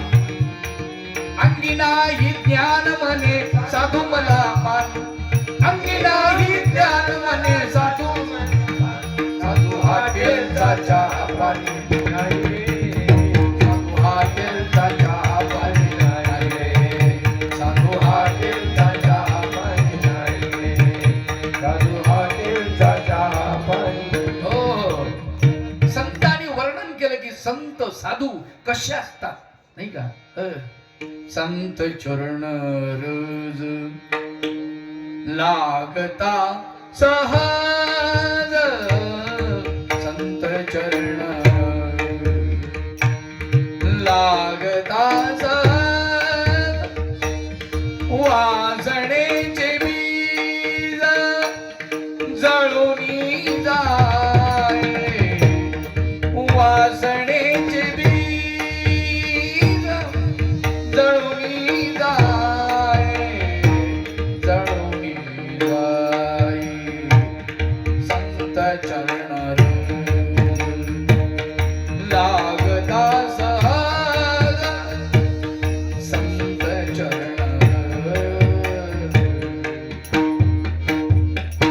संत चरण रज लागता सहज वासनेचे बीज जळून जाय. त्यांच्यात ती पावर आहे, ताकद आहे. आलं का लक्षात? पण ती ताकद संतांकडची सगळीकडे चालत नाही बरं का. तुम्हाला सांगतो कोणाजवळ ताकद भगवंतानं ताकद दिली संतांना तर त्यांनी त्याचा गैरवापर करू नये. जलजाव म्हणून नये असं कोणाचं नुकसान तो हो वाटोळ हो म्हणून नये. आलं का लक्षात? म्हणूनच नाही खरं पाहिलं तर अशा संताकडे म्हणजे तुला जावं लागेल. भगवंतानं सांगितलं म्हणजे ते त्यांचं नाव आहे गंधमादन ऋषी. ते त्या पर्वतावर असतात आणि त्यांच्याकडे जा. तो म्हटला कोणाला तरी आरी अडिया कोणाला पाठवून चालत नाही, तुलाच जावं लागेल. म्हणले ठीक आहे मी जातो. आणि भीमदादा निघाले गदा खांद्यावर घेऊन. रस्त्यामध्ये जाता जाता एक म्हातारा वानर दिसलं. पाऊल वाटेवरती शेपूट टाकून हे म्हणे मरकटा शेपूट बाजूला कर. ते म्हणे बाबा मी म्हातारा आहे रे, मला शेपूट उचलत नाही, माझं शेपूट तू बाजूला कर. तुझ्या कानेरड्या शेपटी घातलो अरे वा, तुझ्या गद्याच्या टोकानं कर. त्यानं पाहिलं गद्याच्या टोकानं शेपूट हलवायला. आता टोकानं हलवायला ते गुड सरकायलंय. हे मला लई जड दिसायले. त्या शेपटाखाली गदा घातली, उचलायला लागला. एका हातानं उचलणं, दोन्ही हात लावले, दोन्ही हातानं उचलायला लागलो. ते चुटकून बसलं खाली पक्को. घाम घाम झाला, उचलच न. किती ताकद लावली तरी घाम टपटप पड, आंघोळ घामानं झाली त्याची. बापरे म्हणला भीमाला शेपूट उचललं न असं जर लोकांना पाहिलं तर आपली इज्जतच गेली म्हणलं. अवघड असत. लोक पाहतात एखादा माणूस रस्त्याने चालला पडला, कुठं लागलं हे नाही पाहत. कोणी आपल्याला पाहत आहे का? पहिलं पाहत. अलग लक्षात पहिलं पाहत ते पाहत नाही की आपल्याला कुठं लागलं, पाय मोडलाय का हात मोडलाय काय वर घडलं का काय झालं. ते म्हणते हे मातीत जाऊ दवाखान्यात जाऊन दुरुस्त करू. पण कोणी पाहिलं तर लोक म्हणजे हे पडलं रे. पडल्यावर लोक हसायला तयार असतात. आतापासून नाही काय द्वापर युगापासून. ते दुर्योधन पडलं त्या खड्ड्यामध्ये, त्या याच्यामध्ये पाण्याचा टब होता आणि त्याच्यावर गालीच्या आतरलेला असा दिसत होता. सुंदर बांधलेला महल तो विश्वकर्मानी. आणि तिथं खाली पाणी त्याला माहित नाही. बरं सेवकांनी सांगितलं महाराज पाणी बरं का पुढं पाय गालीच्या दिसतोय, मला काय येडं समजतो का मला? गालीच्यावर पाय ठेवलं आणि तू सांगायला खुशाल आहे पुढं पाणी आहे. गेलं पुढं, पाऊल टाकलं की दणकन आदळलं. द्रौपदी वगैरे वर बसलेली सगळ्या अंधे का पुत्र अंधाय होत आहे. बॉम्बला तिकडं सत्यानाश झाला नाही का. त्याच्यानंच महाभारत घडलं. म्हणजे बोलणं कसं पाहिजे माणसाचं. आलं का लक्षात तुमच्या? हा कसं पाहिजे. तिनं जर तसं आता लक्षात घ्या, भगवंताची बहीण झाली म्हणून काय झालं? काही बोलावं का तिनं? काही बोलाव. अरे तू सासऱ्याला बोलायली ना, अंधे का पुत्र अंधा होत आहे म्हणजे धृतराष्ट्राला बोलली ना. हा मेवना होतो तुझा, ठीक आहे, हा धीर होतो, हरकत नाही, याला बोल ना. धीराला बोलणे तुझा अधिकार आहे, नातं आहे. पण सासऱ्याचा मान राखलाच पाहिजे. आलं का लक्षात? मग द्रौपदी असू द्या, भगवंताची बहीण असू द्या, चोकुली चोकुली संपलं. अख्खं महाभारत घडलं त्याच्यावरती. कशावर? अंधे का पुत्र अंधा होत आहे बॉम्बलाई. वाणी अवघड आहे. चांगलं बोलायला पाहिजे माणसानं, छान बोलायला पाहिजे, पण तसं होत नाही. गोड बोलता येत नाही आपल्याला. शेवटी ते उचलल्या जाईन. इकडे तिकडे बघितलं, कोणीच दिसला नाही. म्हणे भाऊ कोण आहे रे बाबा तू, मला सांग म्हणे, तू मला सामान्य वानर दिसत नाही. हनुमंतानं आपलं रूप दाखवलं. बापू ते आगड बंब रूप पाहिलं. ते म्हणे बाबा बाबा बाबा म्हणूनच उचलं ना म्हणे. कसं उचलन म्हणे मला. ते म्हणे बाबा ठीक आहे म्हणे, काय हरकत नाही. कुठं चालला भीमा? म्हणले चाललो गंधमादन पर्वतावर. तिथे भगवंताने त्यांना बोलवायला सांगितलं. अरे येड्या, गंधमादन ऋषी कशाला येते तुमच्या कार्यक्रमाला?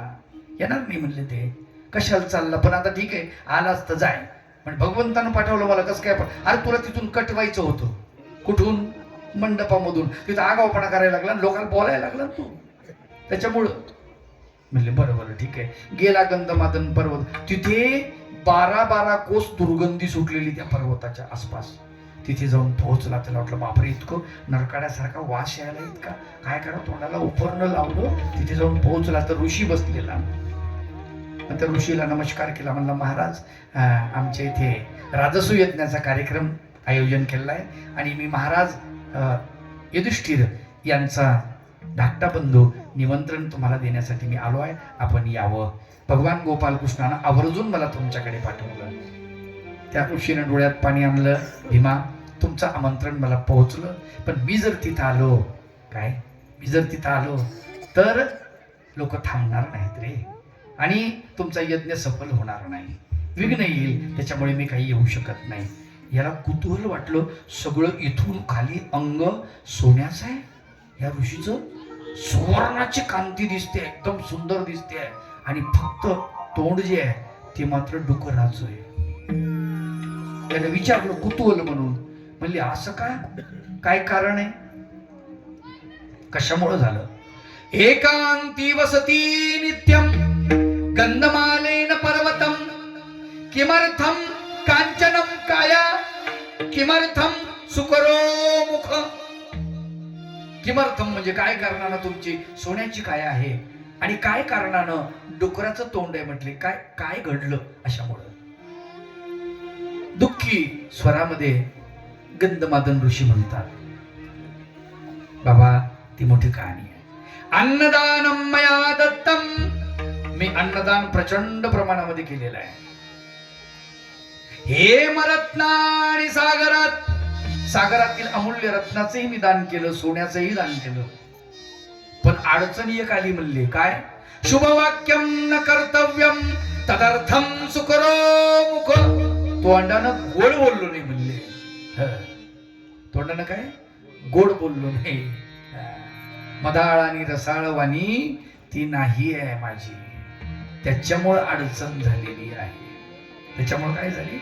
अडचण झाली. तोंड माझं डुकराचं मला प्राप्त झालं, आणि शरीर मात्र सोन्याचं प्राप्त झालं. भीम काय समजायचं समजून गेला. त्याला वाटलं आपल्याला कशासाठी पाठवलंय हे त्याला कळलं. वापस आला. देवा सगळं व्यवस्थित चाललंय म्हणले. आता हा म्हणले आता तुम्ही दुसरा व्यापार बघा, पाटीलकी बंद करा आपली, आता काही गरज नाही म्हणले तुम्हाला पाटीलकीची. लक्षात घ्या, वाणी मधाळ आणि रसाळ असलेली पाहिजे. पण आपण मात्र टाकून बोलतो. मी म्हणतो थोडं वाणीला आपण जर समजा असं वळण दिलं तर काय बिघडतं? त्याच तोंडानं चांगलं बोलायचंय आणि त्याच तोंडानं वाईट बोलायचंय. सकाळी उठल्या उठल्या काही मावल्या शिव्या देतात. वाटलं हो मिलीचं रांड मिली. तुमचं तोंड काऊन खराब करायला? आलं का लक्षात? तुम्ही दुसऱ्याचे कान खराब करण्यासाठी पहिलं तुमचं तोंड खराब करता. प्रयोग सांगतो. एखाद्या माणसाच्या तोंडाला काळं फासायचे, काय करावं लागेल? तुमच्या पहिल्या हाताला काळं लावावं लागेल आणि मग तोंडाला फासता येईल. मग तुमचा हात काळा झाल्याशिवाय पुढच्याचं तोंड काळं होईल का? अजिबात नाही. म्हणजे पहिलं तुमचं हात खराब होईल. तसं एखाद्याच्या कानामध्ये शिवी जाईल तर ती शिवी गेल्यानंतर तुमचं तोंड पहिलं खराब होणार आहे. आलं का लक्षात? संत तुकाराम बाबा फार सुंदर वर्णन करतात हो, फार सुंदर वर्णन करतात. काय म्हणतात? हे देवा भगवंता, माझ्या तोंडानं अभद्र नको निघू देऊ. पापाची वासना नको दावू डोळा, पापाची वासना नको दावू डोळा, पापाची वासना नको दावू डोळा, पापाची वासना नको दावू डोळा.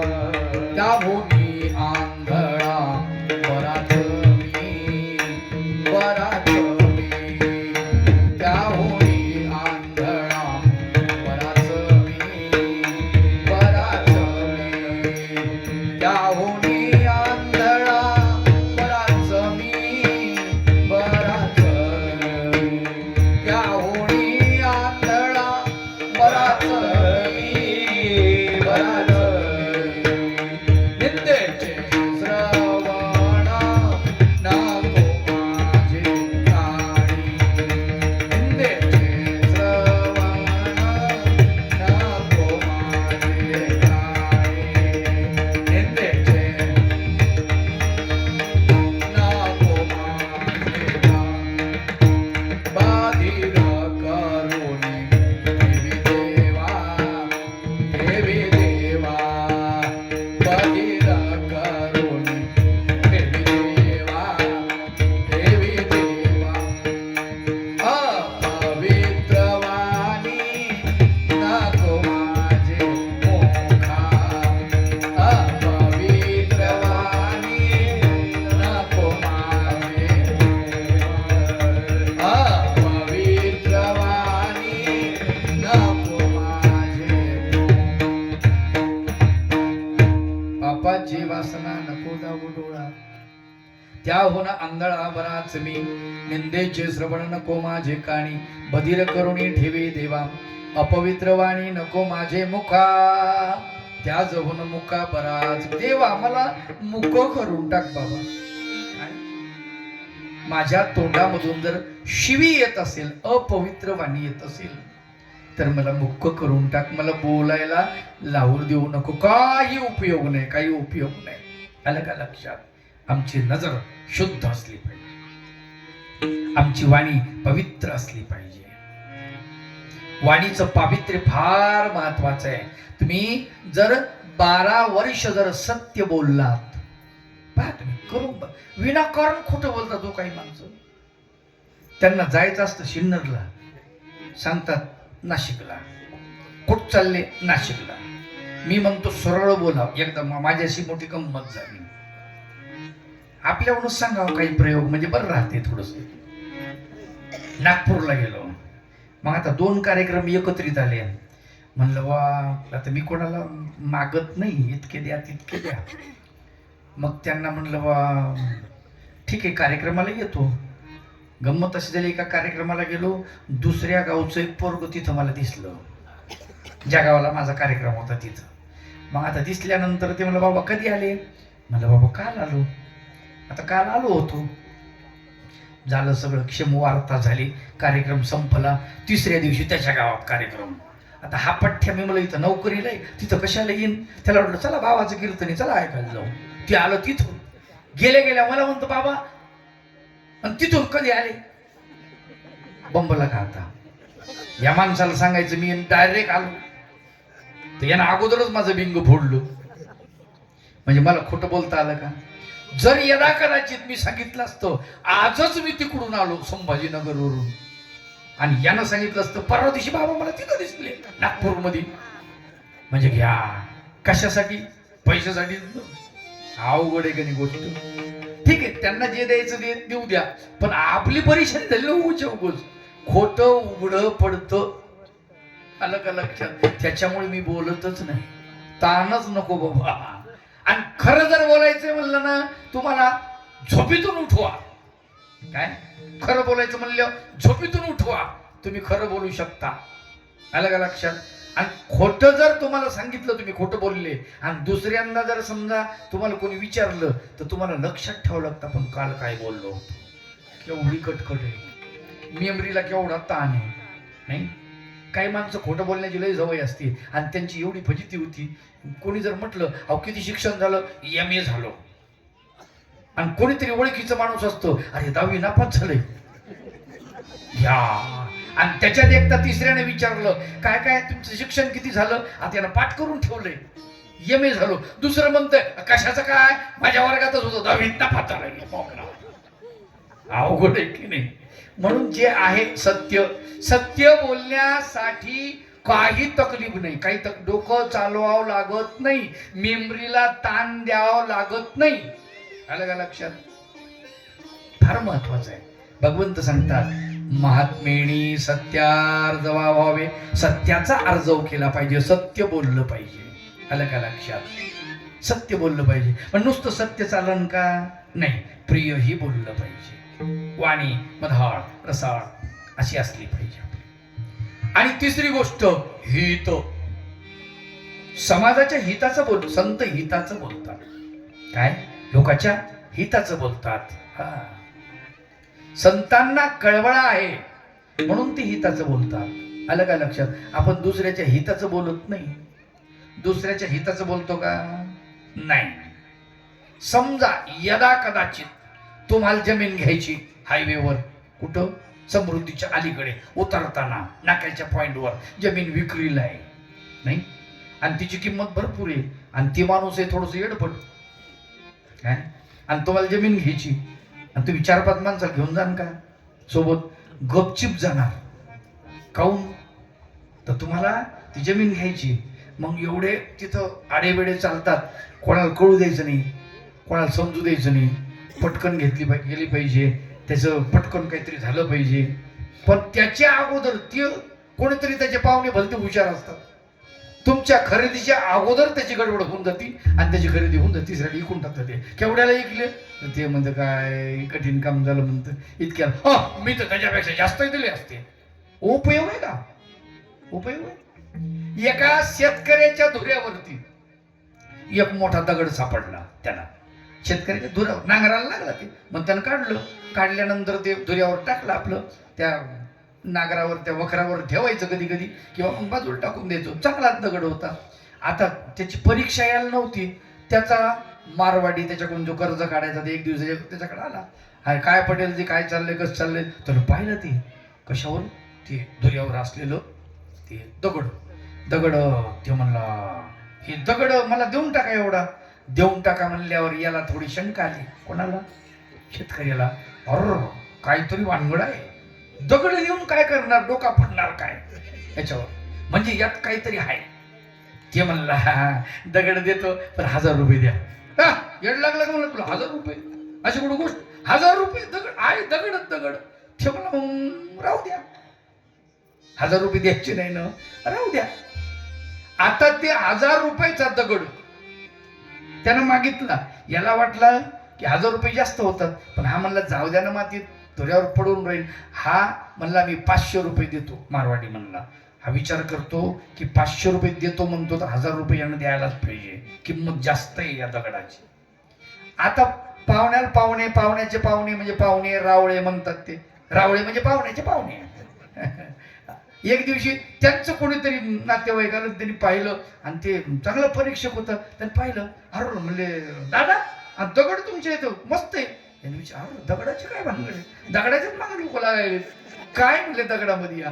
ते म्हणले आम्हाला देता का? आता त्याने विचार केला, म्हणला दगडाला 10,000 रुपये लागतील. शेतकरी 10,000 रुपये लागतील म्हणले. दगडच दगड, राहू द्या मग. ते म्हणला हे बरोबर आहे. त्यानं गपचिप खिशातलं बंडल काढलं 10,000चं, त्याला देऊन टाकलं. आपल्या मोटरसायकल म्हणजे त्या याच्यावरती गाडीमध्ये कारमध्ये दगड टाकला, गेला. आता ते चांगल्या एका व्यापाऱ्याकडे, हिऱ्याच्या व्यापाऱ्याकडे गेलो. त्याचे तुकडे गेले, त्याचे हिरे बनवले आणि तो दगड तुम्हाला सांगतो किती किमतीचे हिरे, म्हणजे एवढाले कॅरेटचे बारीक दगड ते किती किमतीचे विकले आणि त्याचा फायदा झाला. आता मारवाडी एक झाला, म्हणला ते दगड तुम्ही म्हणले होते ना 1000 रुपये, ते म्हणले रात गई बात गई. अरे म्हणले असं काय असं कुठं असतं?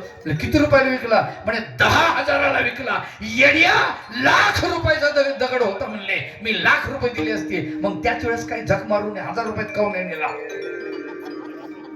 आमची गंमत अशी, चान्स येतो आम्हाला, काय चान्स येतो, पण चान्स गमावल्या जातो. मोलाचा नरदेह आपल्याला मिळालेला आहे, पण त्याची किंमत आपल्याला नसती. मायबापा, त्याची किंमत आपल्याला नसते. आपण कसंही अभद्रासारखं बोलतो, कसंही वागतो, कसंही चालतो, आपल्याला किंमत नसते त्याची. तोंड भगवंतानं दिलं तर काय करायला पाहिजे त्या तोंडानं, नाही का? हात दिले तर काय करायला पाहिजे हातानं, आपल्याला समजायला पाहिजे. पाय दिले तर पायानं काय करायला पाहिजे, है की नाही? कान दिले तर त्यानं काय करायला पाहिजे, आपल्याला समजायला पाहिजे मायबापो, नाही का? पण आपण ते करत नाही. संत वर्णन करतात, दिले इंद्रिय हात पाय कान, दिले इंद्रिय हात पाय कान, डोळे मुख बोलाया वचन, डोळे मुख बोलाया वचन, तेने तू जोडीसी रे भगवान, तेने तू जोडीसी रे भगवान. नासे जीवापन भवरोग, दिले इंद्रिय हात पाय कान, दिले इंद्रिय हात पाय कान, दिले इंद्रिय हात पाय कान, दिले इंद्रिय हात पाय कान, दिले इंद्रिय हात पाय कान, डोळे मुख बोलाया वचन,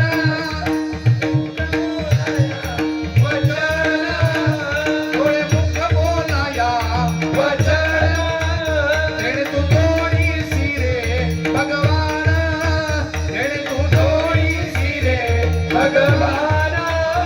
नासे जीवापना भवरोग, नासे जीवापना भवरोग.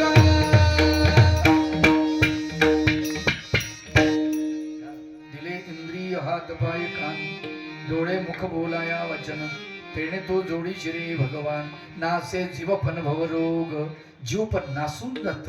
लक्षात ठेवा, सुंदर तोंड दिलेलं आहे, त्या तोंडानं भगवंताची भक्ती करायची आहे, भजन गायचंय, अभंग गायचंय. अभद्र बोलू नका तोंडानं. आलं काय लक्षात? तोंड आहे ना भगवंतानं दिलं, भगवंताचं नामचिंतन करा ना या मुखानं, नाही? संत वर्णन करतात, कर्णा सोनिया नाही सुश्रवण, भजन कीर्तन काय त्यासी, मुख असोनिया नाही सुसंवाद, सज्जनांशी वाद नित्य करी काय उपयोग आहे. असोनिया डोळा नाही ज्याशी दृष्टी, भासे त्याशी सृष्टी आंधळीची. एवढं सगळं असून आपल्याकडे त्याचा उपयोग जर नसेल, काही अर्थ नाही. माणसाचं तोंड गोड पाहिजे, गोड. आलं का लक्षात? ज्याचं तोंड गोड त्याचा प्रपंच चांगला. आलं का लक्षात? मी नेहमी सांगत असतो, सासूंनी जरा आपली सासूगिरी बंद करा. काय? हात जोडून नम्र विनंती करतो तुम्हाला, तुमचा जमान नाही राहिला. तुमच्या जमान्यामध्ये तुम्ही सासवांचे खूप म्हणजे सासूरवास सहन केला. तुम्हाला असं वाटतं आपल्या सुनं असंच करावं. तिची सुनगिरी सुरू झाली ना, तुम्हाला पळता भुई थोडी होईल. आश्रमात जावं लागेल बाबाला, मग बाबा दीक्षा द्या, काही करणे माझ्या सुनीचं, असं होईल का? तिला गोड बोला सुनीला. काय बिघडतं मी म्हणतो, शेजारनीला सांग माया सुनीसारखी सुनच नाही म्हणा ना. काय बिघडतं? आपल्या काही बापात जातं का? काही जात नाही. प्रेमानं बोला, बाई माझी सून सकाळी उठल्या उठल्या मला चहा देते, मनानं देत नसून तरी तुम्ही जरी देत असला ना सुनीला तरी म्हणा त्याचं कारण सांगतो तुम्हाला. तुम्ही जर बाहेर असा प्रचार केला की माझी सून खूप चांगली आहे, खूप काम करते, एक दिवस तिला दया येईल आणि ती विचार करेल माझी सासू माझ्याबद्दल कधी शेजारी सुद्धा वाईट बोलत नाही, किती चांगली आहे माझी सासू.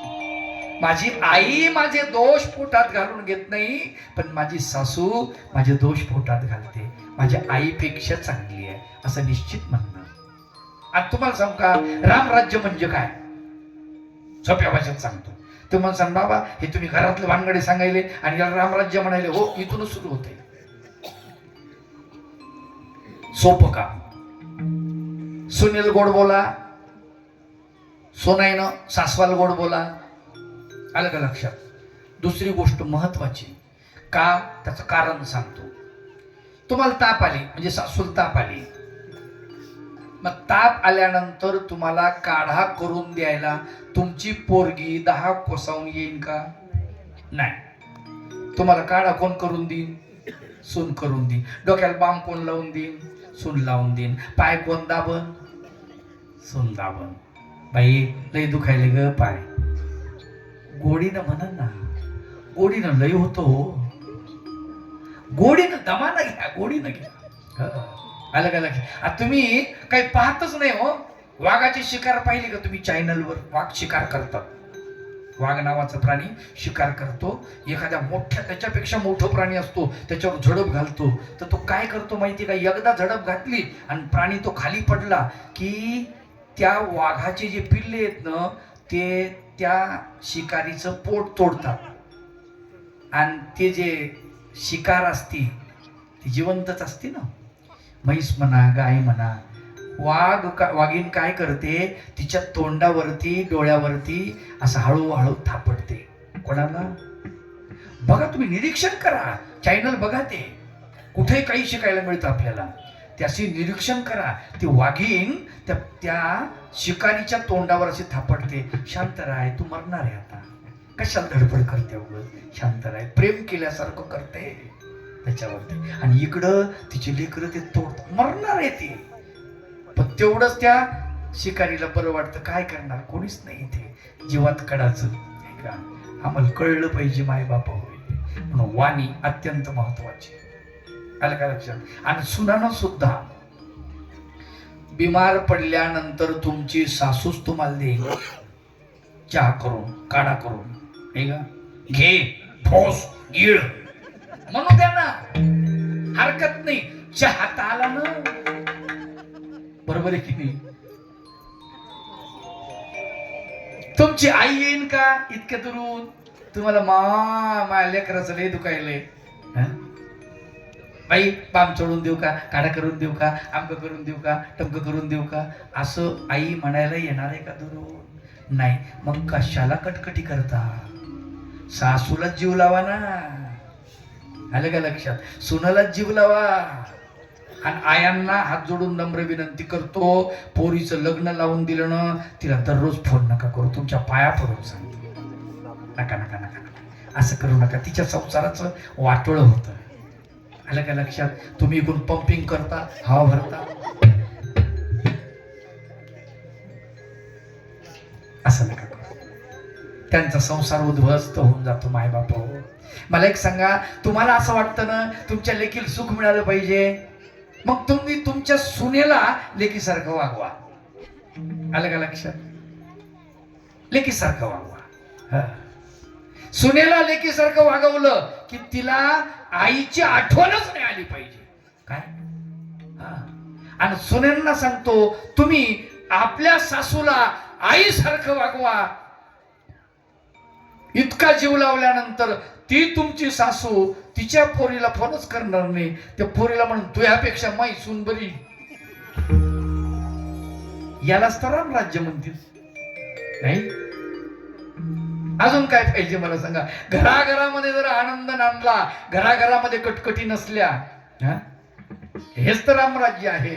अजून काय पाहिजे माय बापो. घरामध्ये ऐक सांगतो, सुखाचा तुकडा जर मिळाला ना, शिळा असेल तरी चालेल, पण सुखाचा पाहिजे, प्रेमाचा पाहिजे, स्नेहाचा पाहिजे. कुटुंब व्यवस्था आमची भंगत चाललेली आहे, भंगत चाललेली आहे. आम्हाला सासू तर पाहिजे, पण केव्हा पाहिजे? आमचं पोरग सांभाळायला आलं मग सासू पाहिजे. कठीण आहे. हा स्वार्थ बंद करा, प्रेम लावा, जिव्हाळा लावा, गोड बोला. आलं का लक्षात? महात्मेणी प्रिय वक्त्या होवावी. दुसरं, महात्मेणी सत्यार्जवा व्हावे. आजचं सूत्र, सत्य बोला, सत्य. अगदी तुम्हाला कोणी फाशी नाही देत, हो ना, नुकसान काय बिघडलं सांगा ना, सरळ चुकलं माझं म्हणा ना, काय हरकत आहे? कोण तुम्हाला फासावर देणार आहे? माझ्या कोण सांडलं म्हणा ना, सांडू द्या. पण आम्ही मात्र इतके विचित्र आहेत की तुम्हाला सांगतो, सकाळपासून संध्याकाळपर्यंत वाईट वक्त बोलणारे माणसं मी बघितले सकाळपासून. बरं, एवढा कर्कशपणा, इतका म्हणजे कर्कशपणा असतो काही लोकांमध्ये की त्याच्यामुळे कुटुंब उद्ध्वस्त झालेले आहे. कशामुळे झाले? याच्याचमुळे झाले. प्रेमानं बोला. हा, प्रेमानं बोलले तर रानातले जनावर, पशु पक्षी सुद्धा जवळ येतात. सर्वज्ञ श्री चक्रधर प्रभू सशाला महात्मा म्हणतात. विचार करण्याजोगती गोष्ट आहे. काय? सशाला महात्मा म्हणतात. प्रेम जर केलं, रानचं पाखरू जवळ येतं. माय बाप, रानचं पाखरू. हे आम्हाला कळलं पाहिजे. अरे तुम्ही थोडा रुक्मिणीचा अभ्यास करा. मी नेहमी सांगत असतो. रात्री बाबांना बोललो, दादांसोबत माझी चर्चा झाली. त्यांना म्हटलं रुक्मिणीसारखी बाईच नाही या जगामध्ये, एकच झाली, पुन्हा होणारच नाही. आलं का लक्षात? कशामुळं? किती सवती आहेत तिला? 16,107. आहे का भांडण? अजिबात भांडण नाही हो, अजिबात भांडण नाही. का? देवाची भक्त आहे. तिला माहिती आहे माझा देव, माझा पती अखिल ब्रह्मांडाचा नायक आहे. याचा मोठा विस्तार आहे. याच्यावर कुणीही प्रेम करू शकतं. त्याच्यावर प्रेम करण्याचा सगळ्यांना अधिकार आहे. माझ्या वाट्यालाच तो जितका आला तितकाच खूप आहे, तितकाच खूप आहे. कल्पना आहे तुम्हाला रुक्मिणीची? रुक्मिणी एकदा सासरी आली, परत कधी दिवाळीला माहेरी गेली नाही. कधीच नाही, कधीच कधीच नाही. इथे तिला उसंतच नाही, वेळच नाही. आलं का लक्षात? आणि या सगळ्या ज्या होत्या 16,107, या सगळ्यांचा जो कारभार होता, कोणाला काय पाहिजे, कोणाला काय पाहिजे, कोणाला काय पाहिजे, हे सगळं पाहण्याची जबाबदारी जी होती ना, ती फक्त आणि फक्त रुक्मिणीकडे होती. भगवंत तर बाहेरच फिरायचे ना, नाही का? भगवंत जागेवर होते का? नाही. सगळं काम कोण करायची? रुक्मिणी देवी करायची. प्रेम भक्ती विन कलियुगात नाही साध्य काही.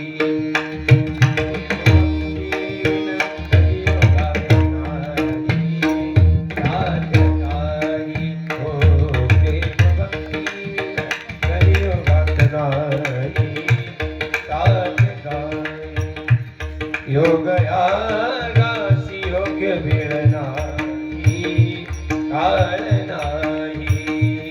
योग यागासी योग्य वेळ नाही, काळ नाही. हो प्रेम भक्ती विन कलियुगात नाही साध्य काही.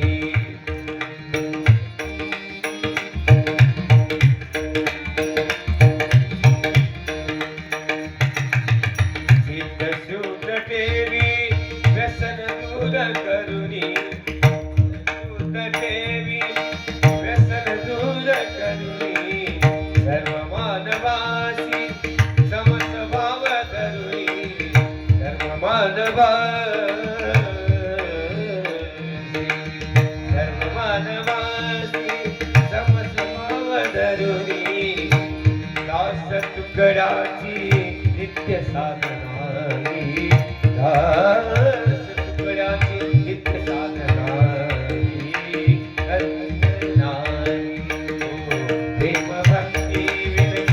योगात नाही साथ नाही योगया गासी योग्य वेळ नाही काळ नाही काळ नाही. प्रेमानं बोललं, आपली वाणी जर समजा शुद्ध ठेवली, प्रेमळ ठेवली, तुम्हाला सांगतो एक टोन असतो, टोन. काही माणसं इतके मधाळ, इतके रसाळ बोलतात की त्यांच्या वाणीमध्ये संत कठोरे बोलतात, नाही असं नाही. हा, संतांनी सांगितलं की मऊ मेणा होणे आम्ही विष्णुदास, मेणाहून मऊ आहोत, पण वेळ प्रसंगाला वज्राहुनी कठोर आहोत. लक्षात ठेवा, वेळ प्रसंगी अधर्म जर आला असेल तर अधर्माचं खंडन करण्यासाठी आम्ही काही करू शकतो, काही करू शकतो. हा, लक्षात घ्या. आमची वाणी मधाळ आणि रसाळ अशी असायला पाहिजे. सत्य आणि प्रिय अत्यंत महत्वाचं आहे. सत्य आपल्या जीवनासाठी इतकं महत्वाचं आहे, इतकं महत्वाचं आहे.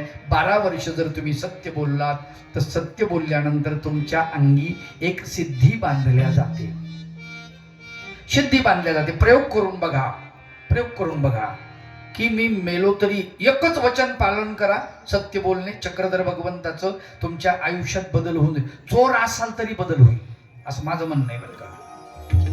कारण तुम्हाला सांगतो, एक वचन पालन केलं की आपोआप बाकीच्या वचनाचं पालन करावं लागतं. समजा तुम्ही चोर आहेत, समजून घ्या, आणि तुम्ही ठरवलं की सत्य बोलायचं, पक्क ठरवलं, काही झालं तरी सत्य बोल, खोटं बोलायचं नाही. समजा तुम्ही रस्त्याने चालले रात्री 12 वाजता आणि एखाद्याने अडवलं, कुठं चालले? चोरी करायला. काय? चोरी करायला. होईन का चोरी? चोरी आपोआप होणार नाही. कारण का?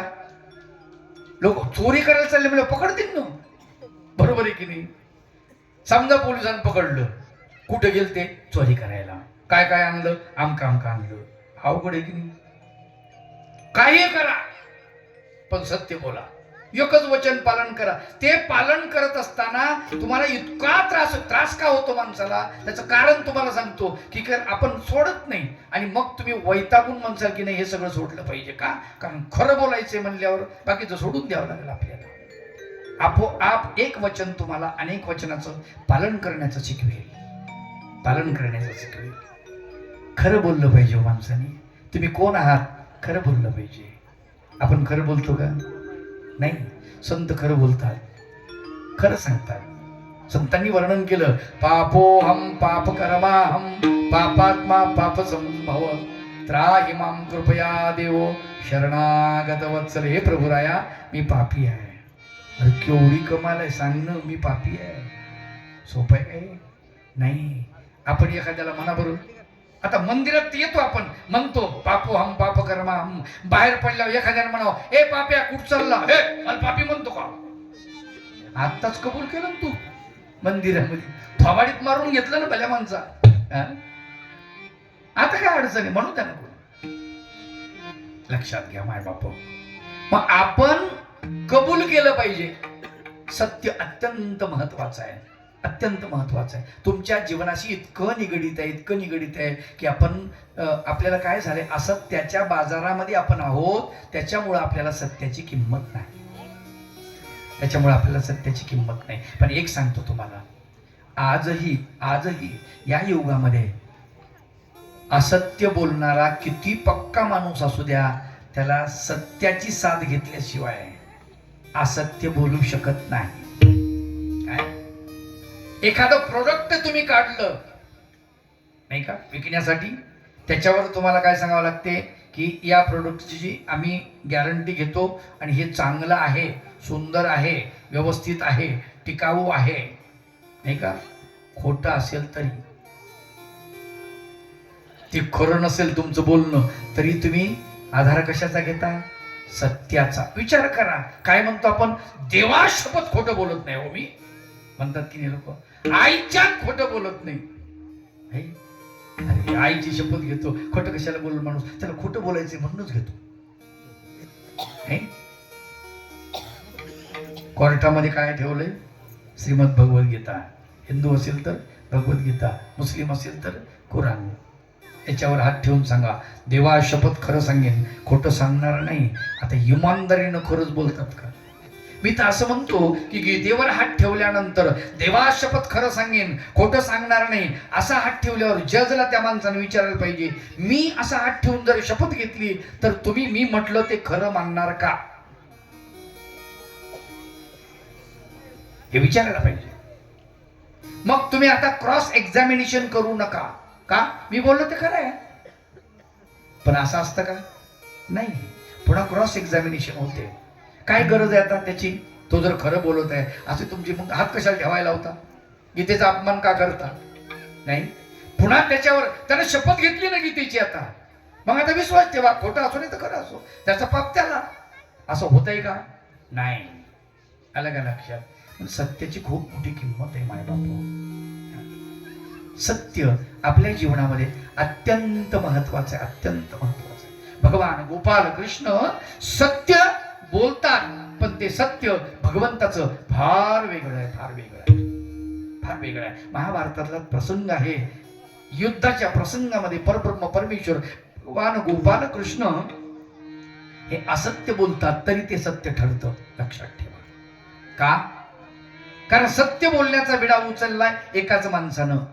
40 लाख लोकांमध्ये एक माणूस सत्य बोलतो. कोणता? युधिष्ठिर. लक्षात घ्या, सत्याची किती किंमत असते हे उदाहरण सांगतो तुम्हाला. युद्ध सुरू झालं, दुर्योधन द्रोणाचार्याकडे गेला आणि काय म्हणतो, तुम्ही द्रोणाचार्य, खाता आमचं, गाता पांडवांचं. तुम्हाला पांडव मेले पाहिजे असं वाटतच नाही. खूप काही बोललं. म्हातारं तपलं. म्हातारी माणसं एकदा बिघडलं ना त्यांचं कम्प्युटर की मग अवघड असते. ठेवले लय बोलायला लागलं, एवढं झुकाटतं.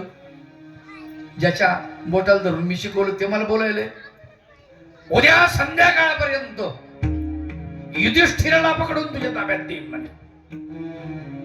म्हणे मला घेत पाहिजे ना, युधिष्ठिराला पकडून माझ्या ताब्यात घ्या, युद्ध संपलं. आता त्यांनी प्रतिज्ञा केली संध्याकाळपर्यंत असं करतो. भगवंताने विचार केला, म्हातारं तर तपलंय आता. आणि जो युद्धाला सुरुवात झाली, तुम्हाला सांगतो, द्रोणाचार्यानं पांडवांचं सैन्य सपासप मारायला सुरुवात केली. पेटलं म्हातारं. भगवंताने विचार केला, आता काही बरी गोष्ट नाही, अर्जुनाला कसं वाचवावं? कारण सगळ्यात महत्वाची गोष्ट अर्जुनाला वाचवायची आहे. बरं, अर्जुनाला खोटं बोललं खरं बोललं तर भगवंत जे म्हणतील ती पूर्व दिशा, नाही का? तिचं काही अडचण नाही. पण युधिष्ठिर जे आहे तो पकडून नेल्यानंतर मग काय करू शकतो आपण?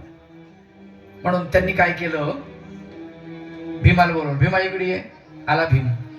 आल्यानंतर भीमाला म्हणले, जाय अश्वत्थामा नावाचा हत्ती मार आणि वापस ये. तर म्हणे त्यांना काय होईल? अश्वत्थामा मेल्यासारखं होईल का? ते म्हणले, हे जर तुला कळलं असतं तर तू माझ्या जागी असता, मी तुझ्या जागी असतो. सांगितलं तेवढं काम करायचं म्हणे माणसानी. गेला भीम. भीम असतो एका टोल्यात मारून टाकलं त्याला, त्या हत्ती. आणि त्याला सांगितलं की तिकडून बोंबलत ये. अश्वत्थामा मेला, अश्वत्थामा मेला, अश्वत्थामा. सगळ्या त्या याच्यामध्ये युद्ध भूमीवरती अश्वत्थामा मेला, अश्वत्थामा मेला, अश्वत्थामा मेला. आता गंमत अशी झाली, ही वार्ता द्रोणाचार्याच्या कानावर पडली.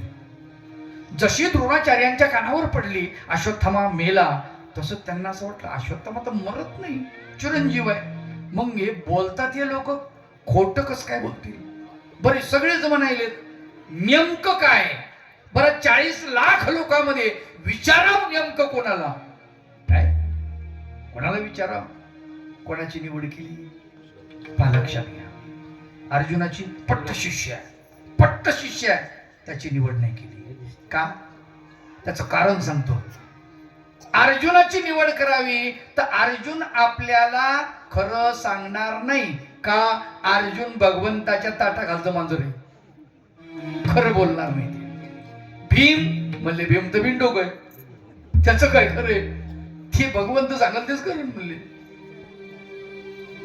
नकुल सहदेव कोणीच आपल्याला खरं सांगणार नाही, शत्रू पक्षामधला. लक्षात ठेवा किंमत कशी आहे. कोणाला बोलायचं? म्हणले आता युधिष्ठिर आपल्याला खरं सांगू शकतो. पहा गंमत बघा, 40 लाख लोकांमध्ये एका माणसाची निवड केलेली, एका माणसाची, फक्त भगवंताची सुद्धा नाही. काय भगवंत भक्ताला वाचवण्यासाठी खोटे बोलतील म्हणजे त्यांचा भरोसा नाही. अलग लक्षात, भगवंत खोटे बोलू शकतात, परंतु एकच असा वीर आहे सत्य बोलणारा, तो म्हणजे फक्त आणि फक्त युधिष्ठिर. शत्रू पक्षातल्या माणसावरती विश्वास हा सत्य सांगेल, 40 लाख लोकांमधल्या एका माणसावरती विश्वास हा सत्य सांगेल. मला पकडायचे कोणाला? त्यालाच पकडायचे, त्यालाच बंदी बनवायचंय. गेले त्याच्याकडे, रथ तिकडे वळला. आता भगवान गोपाल कृष्णाच्या चाणक्य दृष्टीतून हे काही चुकलं नाही. पटकन त्यांच्या लक्षात आलं, त्यांनी शोधलं की द्रोणाचार्याचा रथ येतोय युधिष्ठिराकडे. भगवंतानी आपला रथ युधिष्ठिराकडे वळवला. जसा युधिष्ठिराकडे वळवला तसा अर्जुन म्हणतो, देवा अरे मी इकडे युद्ध करतो, तू रथ तिकडे कुठे घेऊन चालला? अशी कशी तुझी ड्रायव्हिंग? तुला कोणी ड्रायव्हर बनवलं? गबऱ्यामाने शानपणा करू नको, शांत बस जरा.